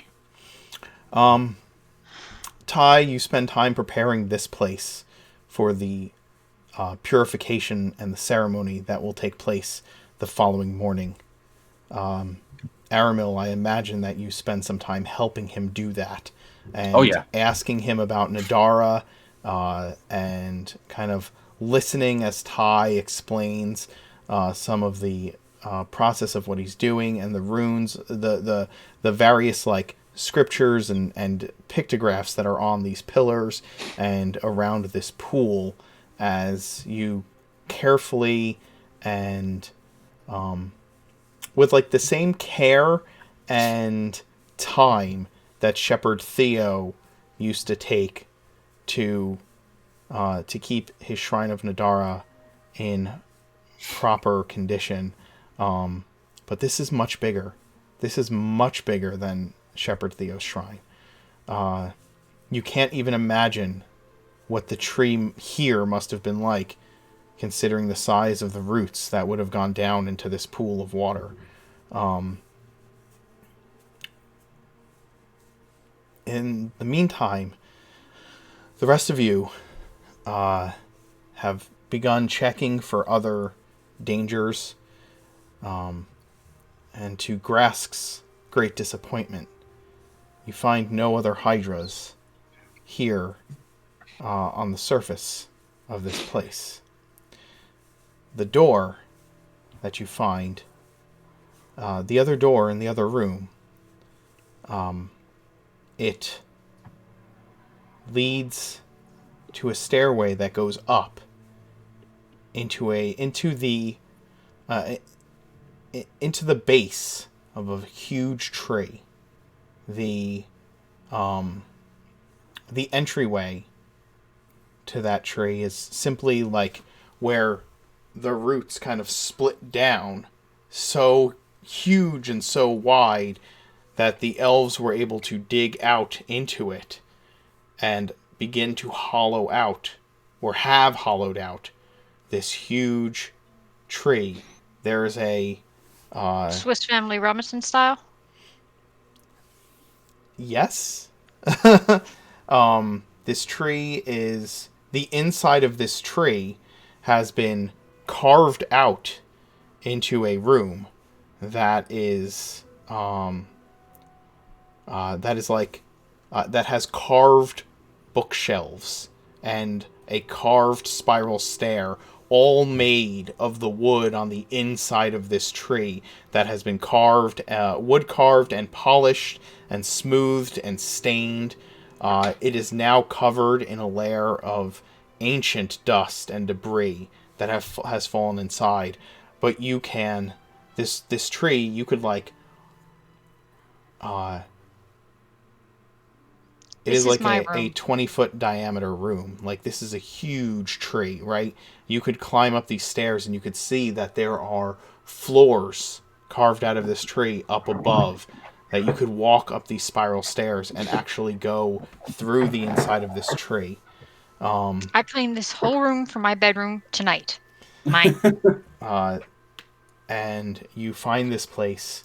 It is filled with old books and scrolls and unfortunately detritus that has fallen all inside of the place. The books and the scrolls look extremely aged and brittle. Extremely aged and brittle. And it would take time to mend each one in order to hopefully find the book that you are looking for. And as you look up into the tree, Longpaws, up this spiral staircase, you could see that each floor of this tree contains bookshelves that are piled with scrolls and books that are very ancient and very brittle. All right. First thing I do is I look for the card catalog. You spend the day searching until you find that card catalog. Or at least some kind of structured organization system. Here is the question. Can you read Elvish? I've got Sylvan, Dwarvish, Giant, Gnomish, Undercommon, Common, Leonin, Aramel. Aramil. Well, you speak you speak Aramil. That's what Right. what would an Aramil language be? It'd probably just be a lot of like It would be Aramil. zooms and Translate now. yes, 3 words, very useful. Okay, I'm coming. I will help translate the card catalog as best I can. It is going to take hours, maybe even days, to go through all of this and find the book Monk you're Buzz is looking in for. heaven. She just needs Mare. Then she's in heaven. And so you spend the first portion, or the rest of this day, going through what information you can, searching for the book that you need to return to Randolph of Woodhaven. And Ty, And all the other books that look interesting. you spend the day clearing and restoring this part of the shrine. You have brought the refugees down and have given them tasks to help in the process. And since they found a library here, I think I'll find a spot for Shepherd Theo's book to go in here and just kind of like have a nice clean spot to start with for that, and then we can work out from there. At the very top of this library, which is 5 or 6 stories tall in this tree, there is an office with an old broken desk. This huge, beautiful desk, carved with scenes of nature and the Feywild that are kind of blending together. But it is in desperate need of repair. But you do find this office, and in the office is a single bookshelf with that looks like it had been cleared out at some point in the process of maybe leaving this place. And so there are some scrolls and books lying on the floor, but the shelves of this bookshelf are clear. And you find a nice pair of elven bookends, and you place Shepherd Theo's book in the center of this bookshelf between the bookends. It is a good place to start. The next morning, after a good hard day's worth of work, you all get a night's rest. And the next morning, Leo and Aramil meet you, Ty, in the center of the shrine.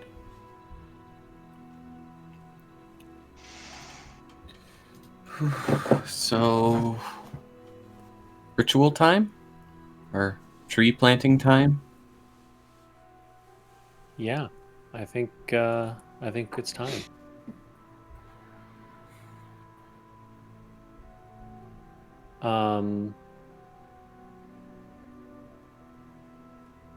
So let's pop ceremony out here again.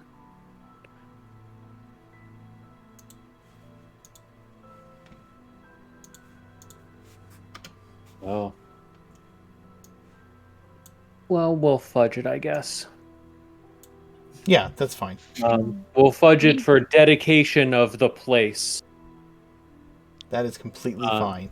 I think it is thematically appropriate. It is thematically appropriate. I'll help you move the tree, but then I'll stay out of the way. I appreciate that.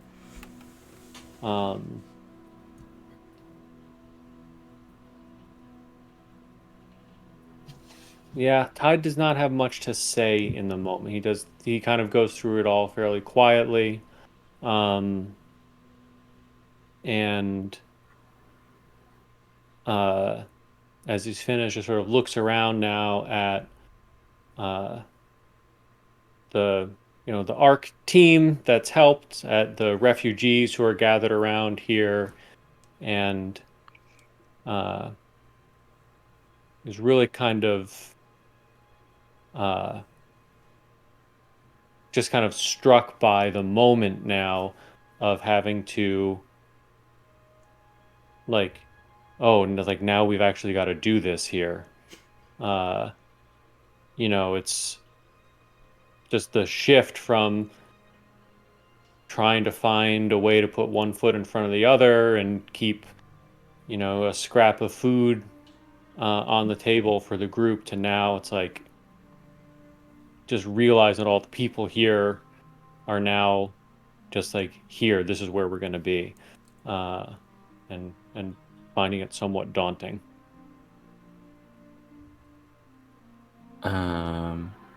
Towards the end of the ceremony, I'm going to take my little cloth arts and crafts symbol of Nadara that I stitched forever ago back on the wagon. And I'm going to put it sort of around like the base of the tree, like Charlie Brown Christmas style, and just kind of leave it like in a little cradle between the roots. I don't know if Nadara likes, decorations on her tree, but I think she'll like it. What do you think? I think that was the right thing to do. Thank you for your contribution. And thank all of you for your help us getting here. We really couldn't have done it on our own. I'm not sure what would have happened if you hadn't come by. Well, fate is as I say, fate is a funny thing. I'm gonna look right at Leo. It's just going to look like a little bit stiff and awkward as he sort of explains, I am a cleric of Thormodin, so I am not much for the natural order of things. But if Thormodin did craft the world and put everything in its place, Nadara helps us to track the passage of time with the seasons. I'm relieved that we were able to come here at a time when we were able to help you, and I am aware that it is the autumn season now, and winter will be coming, and that things may be hard for your people. I can cast a spell to provide food that will last you at least through the end of today, water stores that may last you through the end of the month, but it looks like you will have to do a lot of gathering to make sure that you will make it safely through the winter, and I can only hope that Thormodin and Nadara both watch over you in that regard.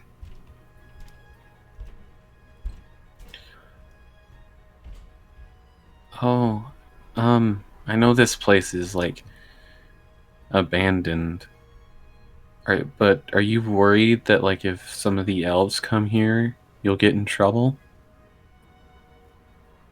Because, I mean, I can leave like a note at the front door or something. Well, I think if they come here and see that we're taking care of the shrine and they weren't,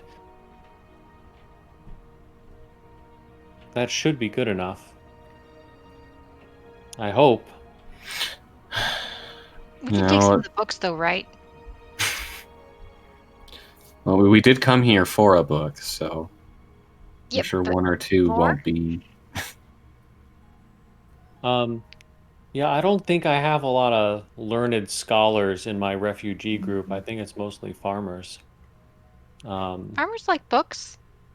Not always for the same reasons. Not always the same reasons, and not always the same books. I don't know what's in the library, but yeah, you can take some. Yes. Longpaws is very happy and smiles quite broadly. Yeah, I as weird as this is to say, I can't really say how the elves will react because I haven't exactly been among them for any of my life, really. So,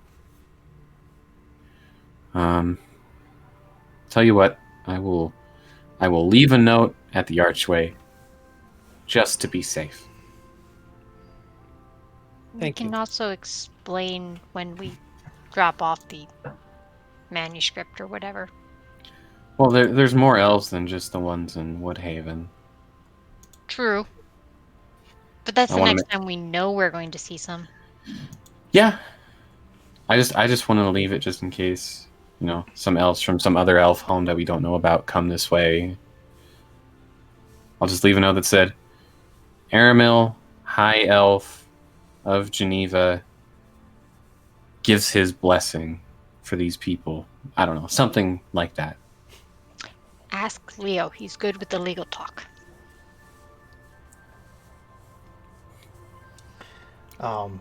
You spend some time setting up your sign at the front gate of Oakhold. It's like carved into a plank of driftwood There's in Elvish. there are not a lot of living quarters down here on the ground. They're mostly up in the trees, and they'll need to be taken care of. And the refugees have gotten to work kind of trying to find which of the buildings are intact enough to start turning into livable homes. The ARC team spends some time searching for the book that they need, and eventually find it. A book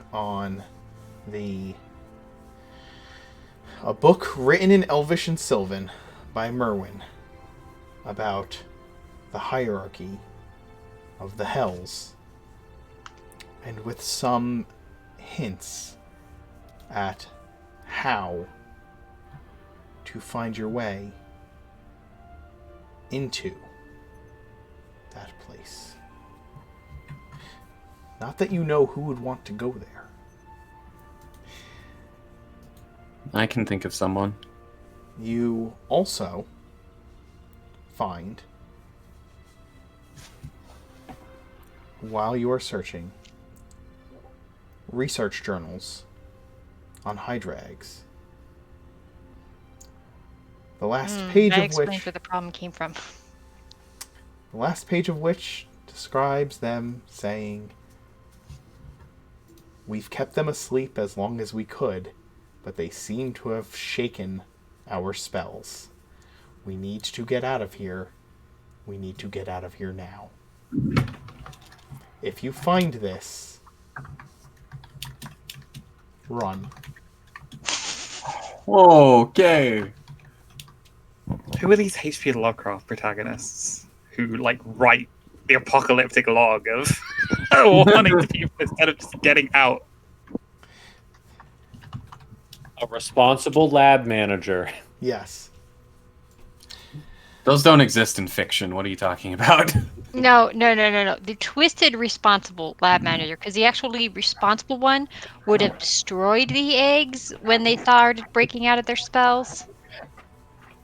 So, Like Jurassic Park, any person in an H.P. Lovecraft story, any scientist in a zombie apocalypse, none of them. No such thing as a responsible scientist in fiction. The journals go back, though, and talk about Oakhold, or starting off as just a outpost, and how the city of Oakhold kind of built up around this arcane research on Hydras, and it became this city because all of these elven mages and druids came here to learn about the creatures that were here in the ancient forest, and learn about these hydras and experiment. You find out that the hydras that were at the front gate, the first ones you fought, were failed attempts at creating guardians to protect them from the quote, the other unquote, Hydras? the enemy. It doesn't say who the enemy is. It just says the enemy, the one who followed us here from the Fey realm. And it goes on to tell these stories. Aramil, maybe you read these on the way back to Woodhaven. Maybe you read them as everyone is researching here.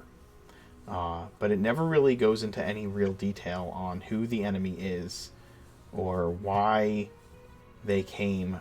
And no more detail about why the elves came to Oridon other than to escape the enemy, and talk about the fact that the enemy followed them here.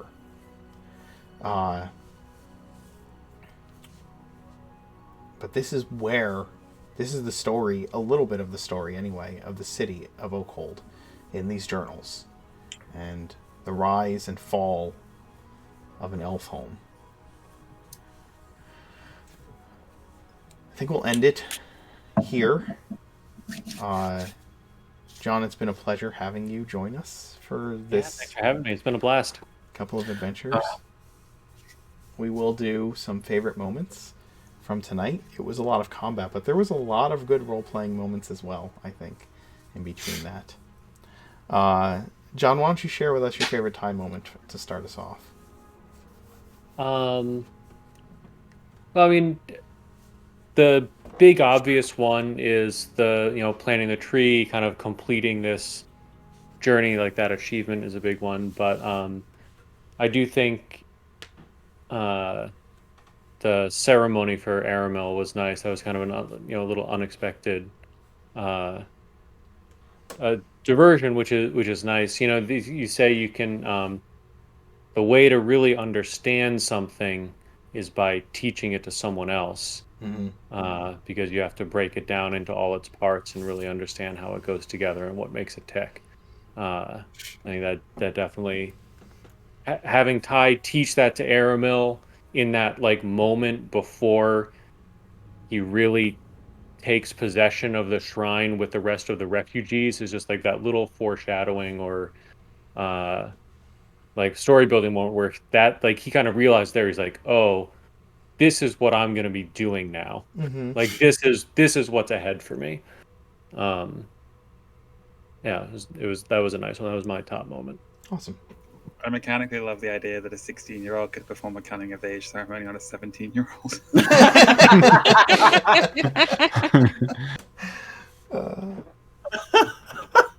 Who looks 22 or something.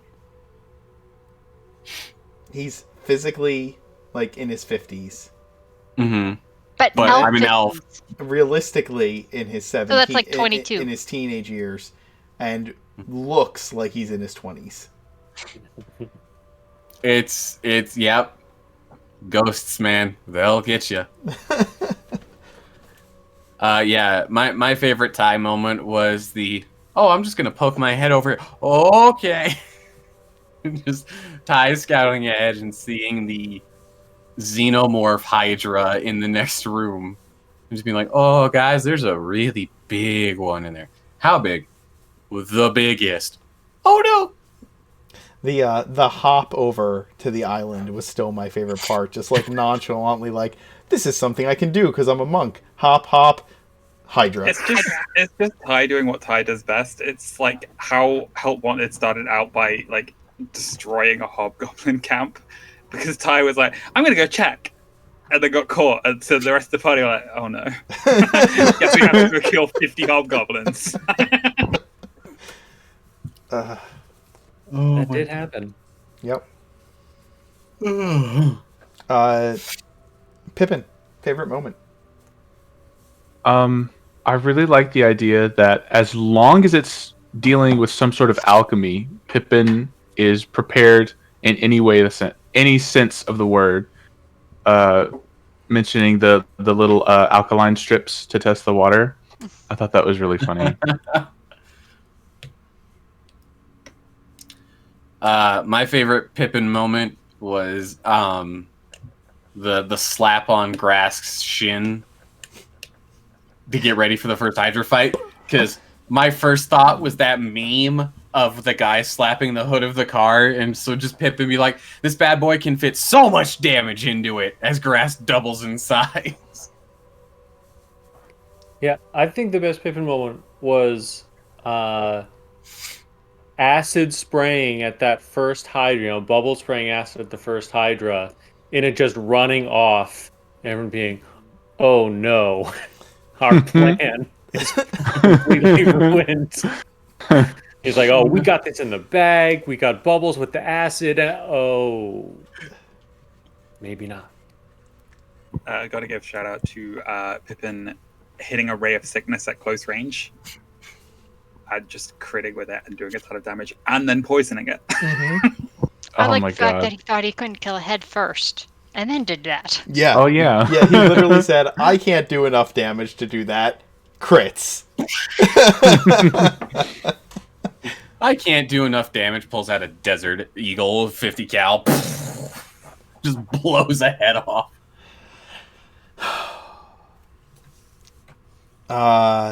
David, your favorite Leo moment from tonight? I don't know. I kind of liked making the decision, even though it was really suboptimal, to cast Spirit Guardians and just be fully focused on trying to keep Ty safe. Mm. Yeah, I You like killed that. things with it. There's nothing wrong with it. It killed the Hydra. Which I was so surprised because, I thought he regained 50 hit points or something when we killed him because we knocked off a bunch of heads. But I guess he had a... Grask was the only one to do enough damage to knock a head off. So when the heads grew back, it only grew back 2 heads, which gave it a minimal amount of damage. If that damage that Grask had done was spread out over multiple turns, then it would have lost multiple heads. But the thing is that the Hydra says when it takes X or more damage in a single turn, it loses a head. So because Grask did 100 damage in one turn, it only lost 1 head from that. So that is what got it. If you guys hadn't have taken a short rest, this fight would have been infinitely harder because Grask could not have run into the room and action surged and done all that damage, right? Because you saw on the next turn he shoved Leo out of the way and made 1 attack, and the attack missed, right? But because he could reckless and action surge from a distance, that really changed the dynamic of the fight from one that would have been deadly to one that was hard. Deadly for Hydra. Yeah. Jeez. That's crazy. Yep. I thought it was for some reason, I thought it was every time you did that threshold, you popped a head. Nope, it's every time you do that threshold or more in a single turn, it loses a head. Damn. Yep.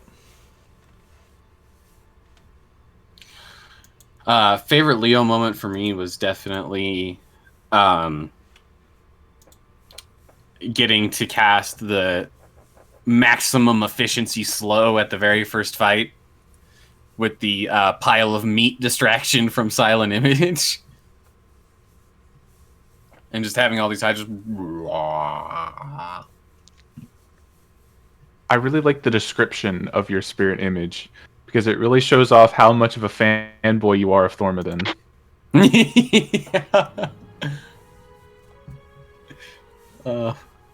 Again, it's another running joke that we had in the What Lies Ahead campaign is that I was playing a dwarf in that game who was super into dwarven culture is the best. Why doesn't everybody love dwarfs? Because Andal was super into the elves, and so Oscar kept being a bit why do you care about dwarven culture? And we were in a tomb that had all these depictions of fights that happened during the Draconic Empire. So it's mostly just dwarves fighting dragons. And there was this one image of a guy named Thunderak, who was a dwarf who was notorious for getting swallowed repeatedly by dragons and killing them from the inside. The Jirax of the Orden dwarves. That's great.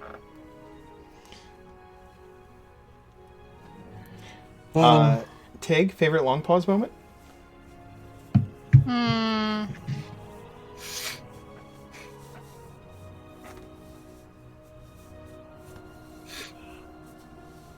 It's just fun to look for stuff, even when I can't find it. But I found the library, so Yep. that works. I love the imagery of in the fight with just the regular Hydra, where Longpaws runs into the water and just I imagine her running across the water like a cartoon, taking that left and then just sinking into the water like a Spec Ops agent and taking her shots from underwater. Just I loved Longpaw's finding the library. I was sort of picturing it in my head as this really like cinematic shot where the camera like starts at the bottom and then like spirals up. You're following the stairs and getting a sense of just how huge it is. And when it reaches the top, it just zooms back down really quickly in on Longpaw's face as she just sort of quietly goes, "Dibs." Stars in the eyes, like,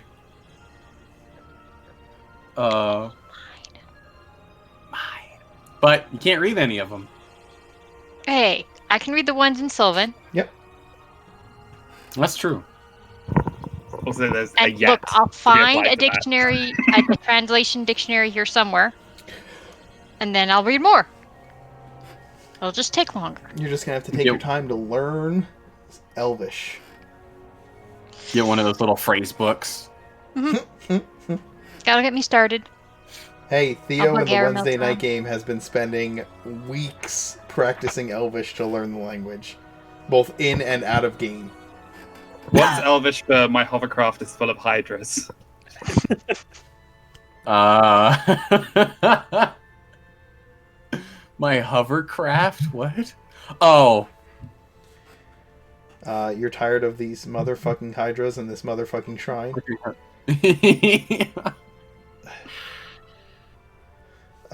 Gage, favorite Aramil moment? Oh man. I think right at the end there, getting to put my little dinky handmade holy symbol of Nadara around the tree like a Charlie Brown Christmas was pretty great. It's a toss up between that one and like the image of Aramil carving a sign in Elvish on like a piece of driftwood with his dagger to leave at the front of the shrine. I like headaches for the win. Yeah, I really liked getting to contribute to the ceremony. That was good. It was just that initial first conversation with Ty where Aramil was sort of expressing this concern about, like, I'm really new at this whole religion thing. I've tried praying in my own way, and I'm just worried that I'm doing it wrong, and, like, I don't want to offend Nadara, so, like, can you teach me? And it was just a really neat moment to get that insight into he's still getting to grips with, like, Elven culture and religion. It's all very, very new to him still. Yeah, really good B plot. Mm-hmm. Right, Well, this little arc. Yeah. Pretty sure the weird stuff we do is the A plot. B plot is whatever our job is. yeah. We need an A plot, an R plot, and a C plot.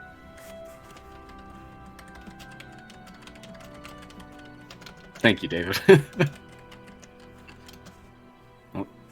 Mark's going furious with that keyboard. I'm so sorry. I'm answering questions in chat. Oh, you're good. Which I will get to. Are they fun questions? They are. Well, they're questions. They're questions that need to be answered.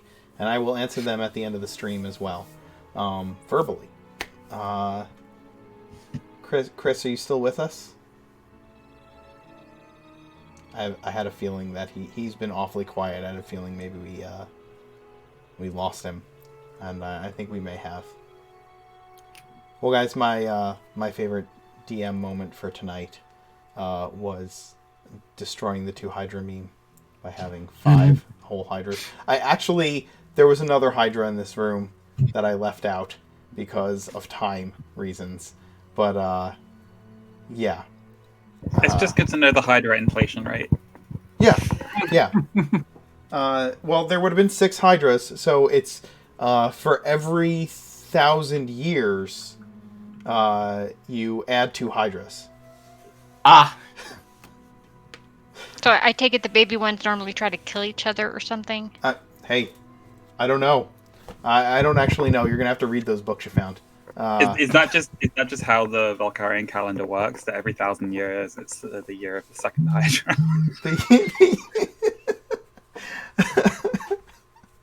Instead of Hydras having half-lives, they have doubles.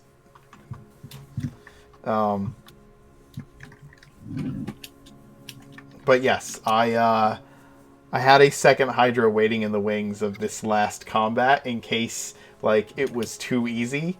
But I was like, you know what? I'm running out of time. Tig is probably gonna like fall asleep on us in like half an Again. hour, Oh. and I'm not sure how long we're gonna have Chris like on the line. I might as well just like get to the role playing part. Does Chris's internet like shut off at a certain time? Or No, I just don't know. Maybe he fell asleep tonight. I think that was a good, as a DM moment kind of thinking thing. We're sort of in that DM moment.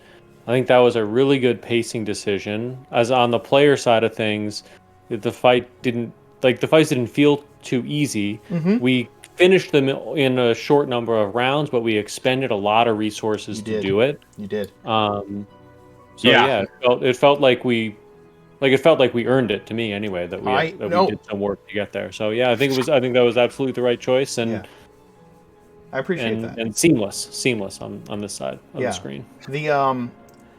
There was a gauge, there was a dial on it where if you hadn't taken a short rest and just moved into the next room, then that second Hydra would have been completely out of the question, right? But like because you took a short rest, I was like, there's the possibility that this fight needs to be a little tougher to feel like an earned fight, but with timing and everything, and the way that the fight was going, it felt like it was just organic to keep it the way it was, and it really it was good. It was a fun set of sessions. You had some story build up in the first adventure. You had this in the combat driven, but still like there was lots of little story moments. I loved the moment where Aramil went up to Ty and asked about Nadara. That was a great moment. Again, I really loved the moment where Bubbles spit the acid and Pippin just went, "Oh crap!" And when I moved you over to the new map, John, and you saw the Hydra in there, like the actual response, that like natural response that you had to seeing it was just great. There were some wonderful moments in this. For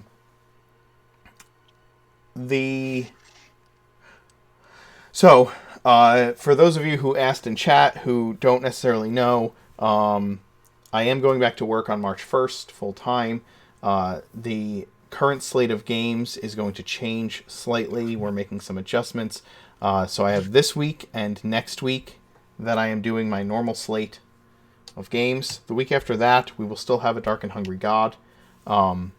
I will let you know that Company of Fools, the Monday game, after the TPK, and with me getting the news of going back to work, we decided that it was best to just have that game kind of end there with a big question mark as to what happened. But some of the characters are still around in Oridon. You will see them pop up in other games.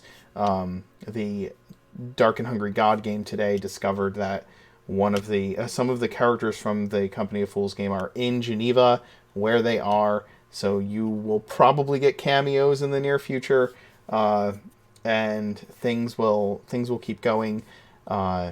This game Arc, we are working out a way to have Gage Aramil step into the DM chair and see how that goes. So we will be trying to continue this game at the very least on a bi-weekly basis.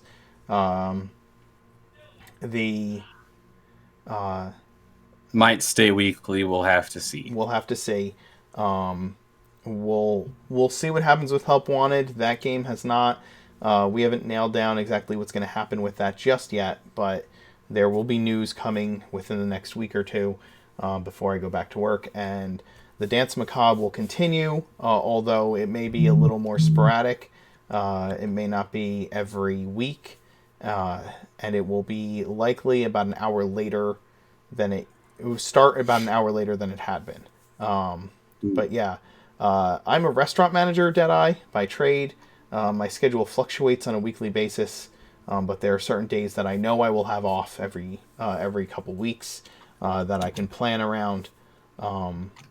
So yeah, it is. I'm looking forward to going back to work, and to some degrees, I miss a lot of my staff. I miss being a manager. I had been serving part time during the last couple of months to supplement things, and I have to tell you that once you have been on the management side in our restaurant system, and then you go back to serving in our restaurant system, it can be very, very difficult to like process that, and there is a sense of like there is that sense of like I have stepped down from where what I should be doing.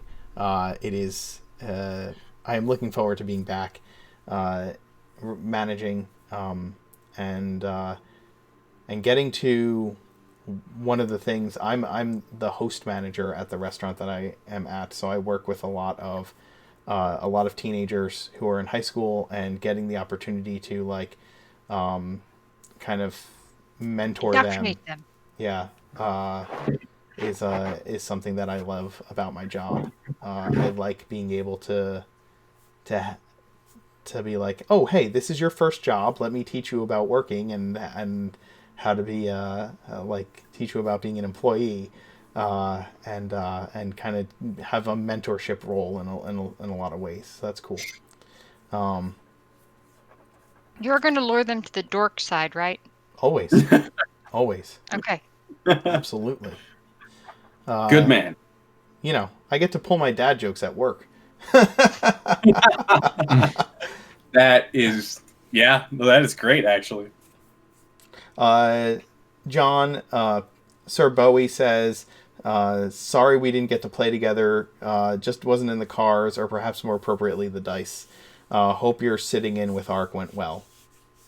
Yeah, went really well. Is Bowie a new addition in Help Wanted? Is he part of the new crew? No, Bowie was one of the original characters in this game, but he got left behind in the Feywild. He chose to. No, he didn't. He chose Just to right stay before, behind right before you joined.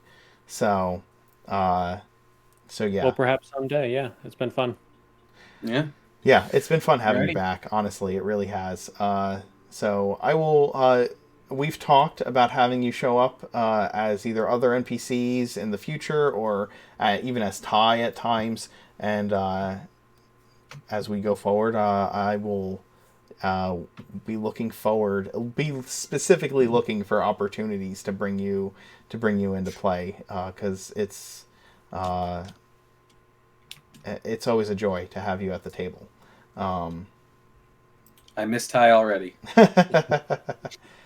Well, guys, have a good night. We'll go find a raid. Thanks for watching. Thank you for playing. And we will see you next week. Same time, same channel. Have a good night.